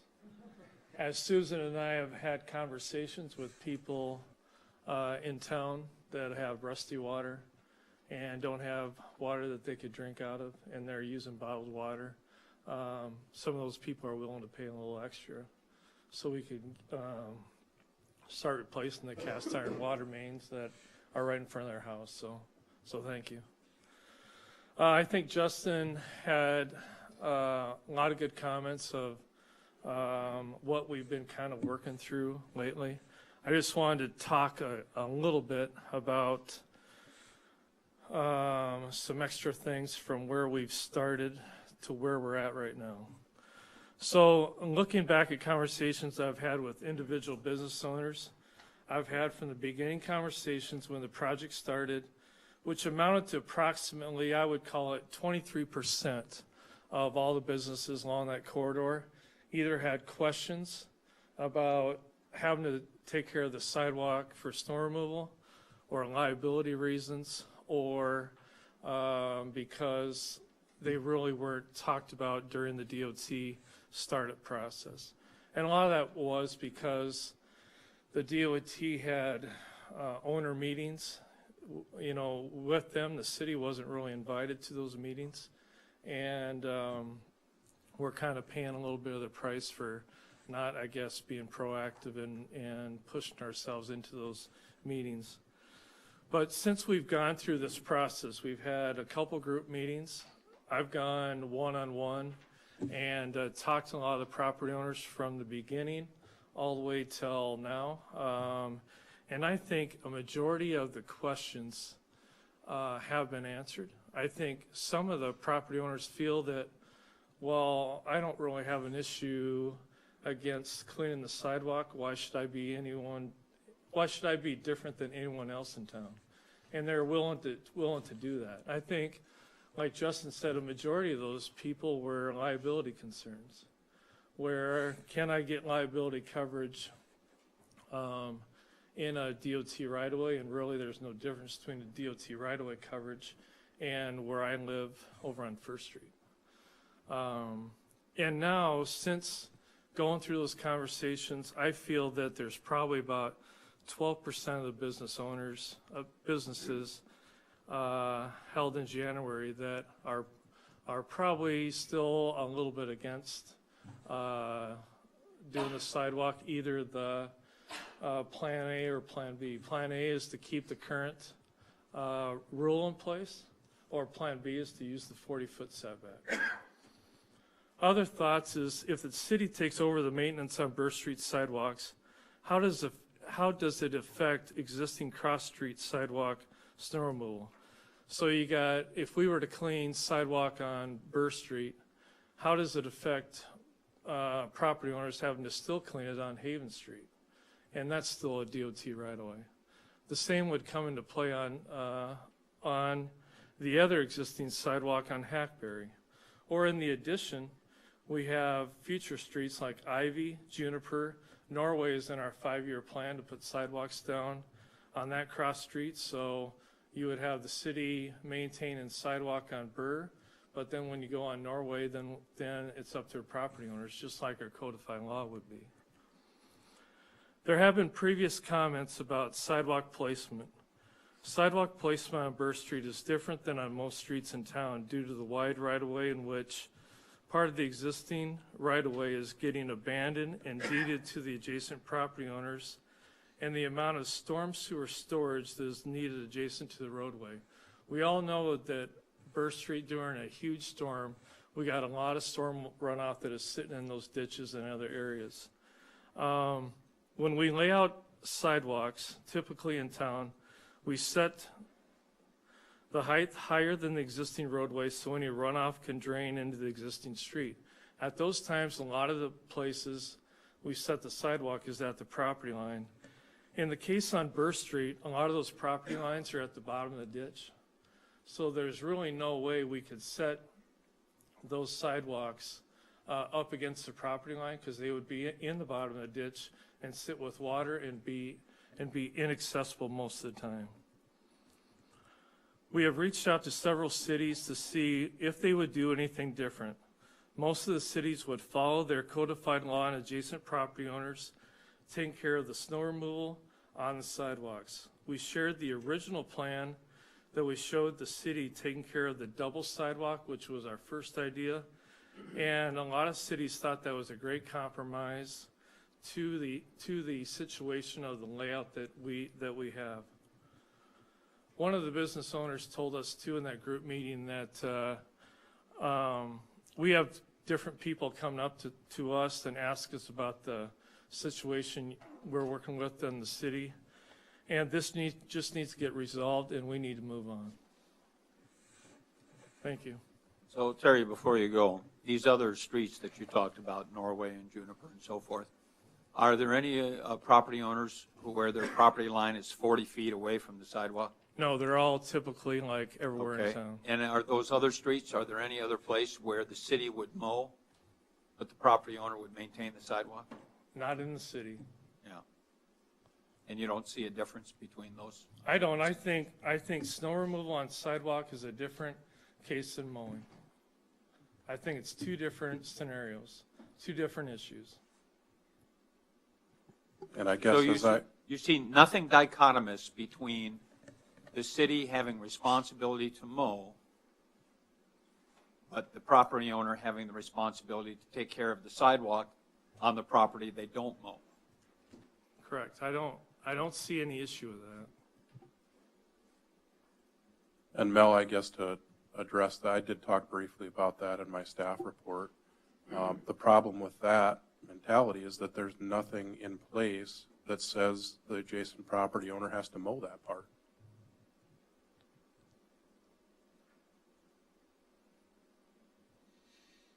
So if you're trying to say that they should only have to take care of the sidewalk where they mow, nobody has to mow that.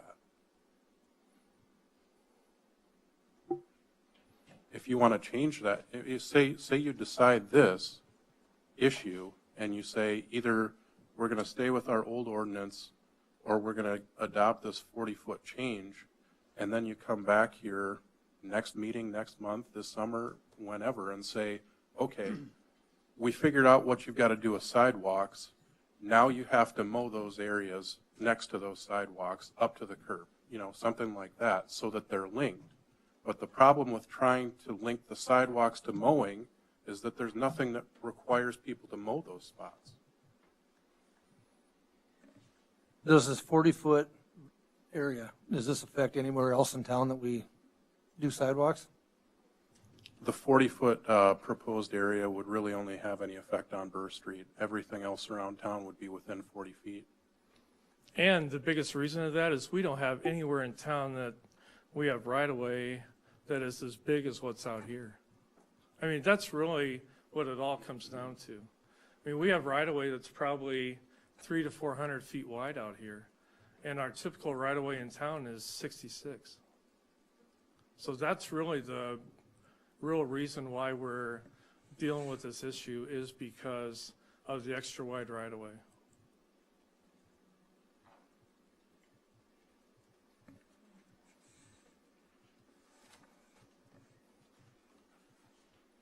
Was there agreement with them again?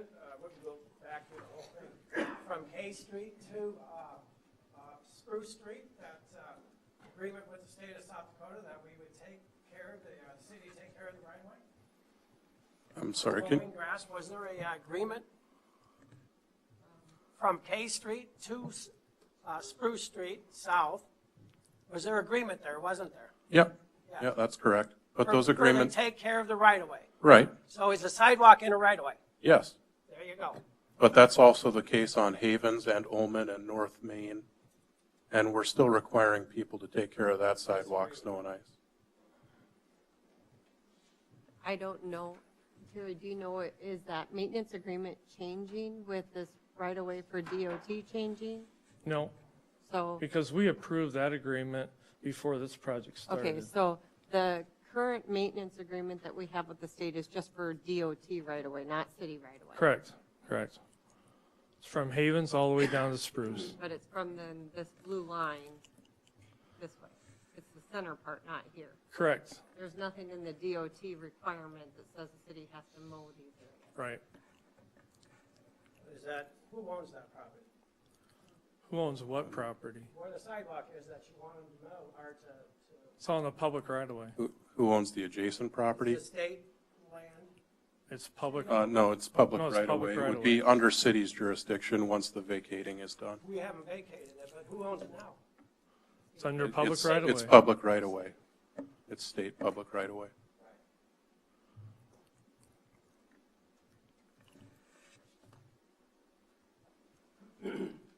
Tyler, you're here. Did you want to say anything?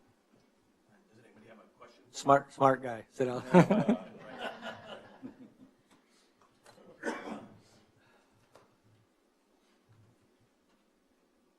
Okay, here, and I've tried to take part in all the meetings, at least since this came up, and I was at the meeting on January 10th with the owners and that showed up in the city, and I've got a proposal, and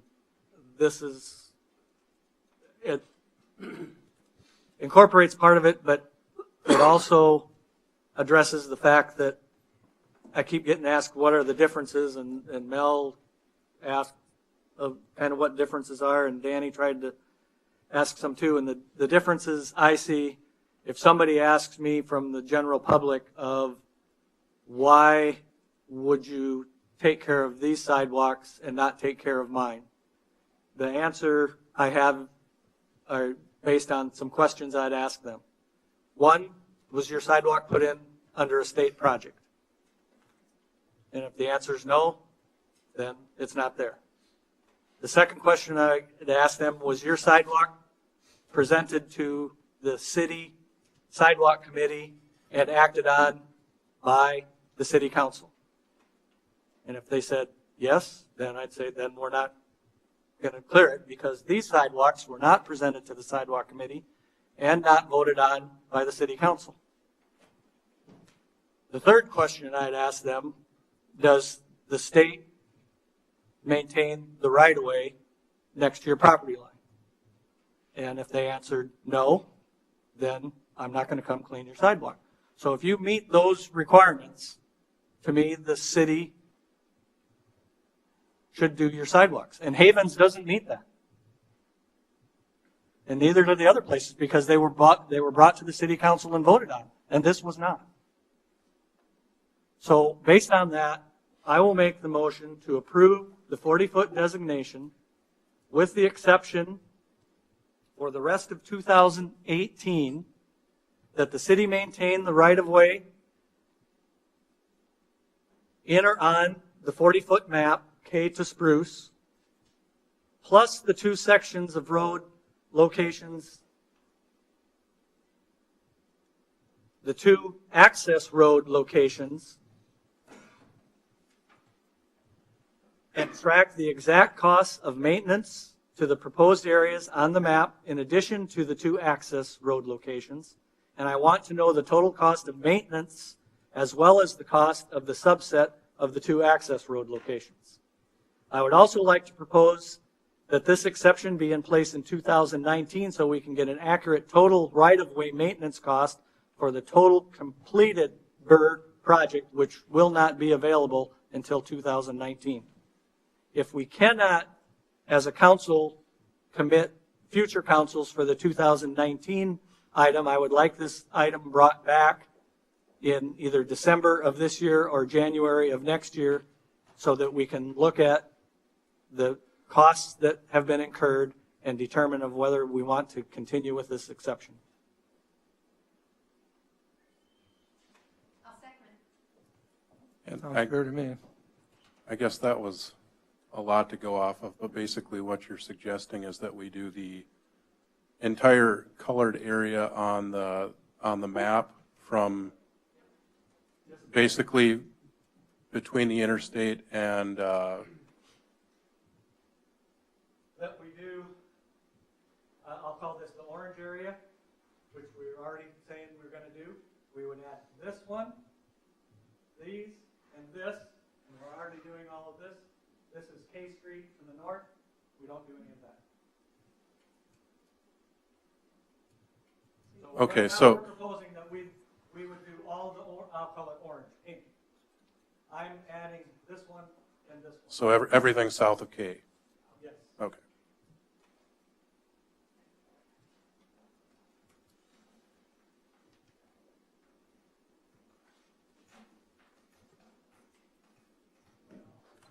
And just to be clear, you wanted that in place for 2018 and 2019.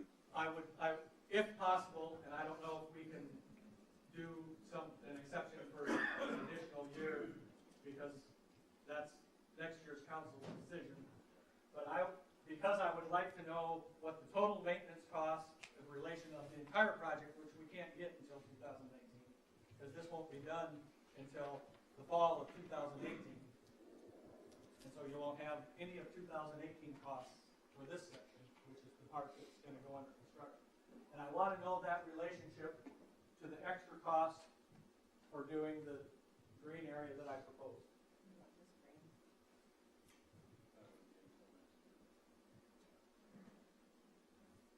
Steve, their question is what Yep. about the other green? That goes to No.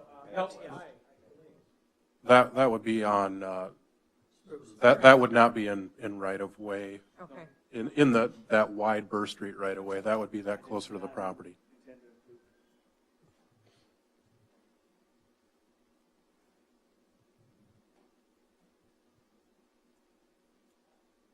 I guess that's my motion. Any further discussion? If not, all those in favor signify by saying aye. Aye. Opposed, same sign. Motion carries. Actually, right, so this is an ordinance, and because we made a substantial change, we're going to have to bring it back for another second reading. So do we need to clarify that now it's back to first reading, or do we need to? We'll bring it back for a new second reading with the amended language. Yes,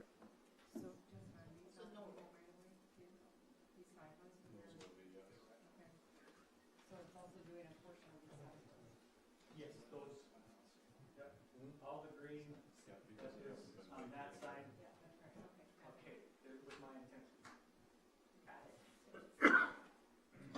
And I don't know if you remember back that far, Steve, but those were in green because the right-of-way wasn't vacated in those spots yet.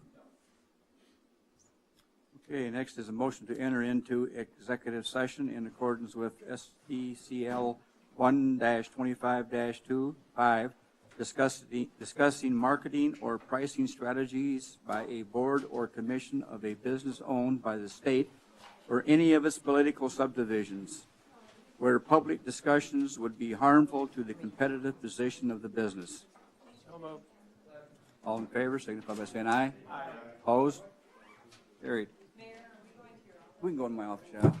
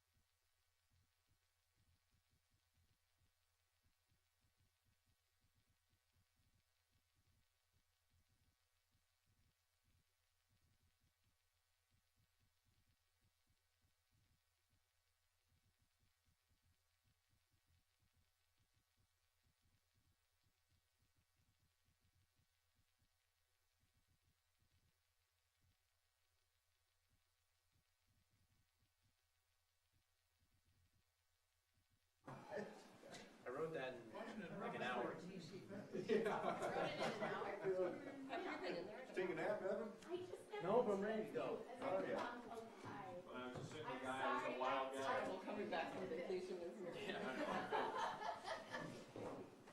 know, we talked about this when we were talking about the cycle.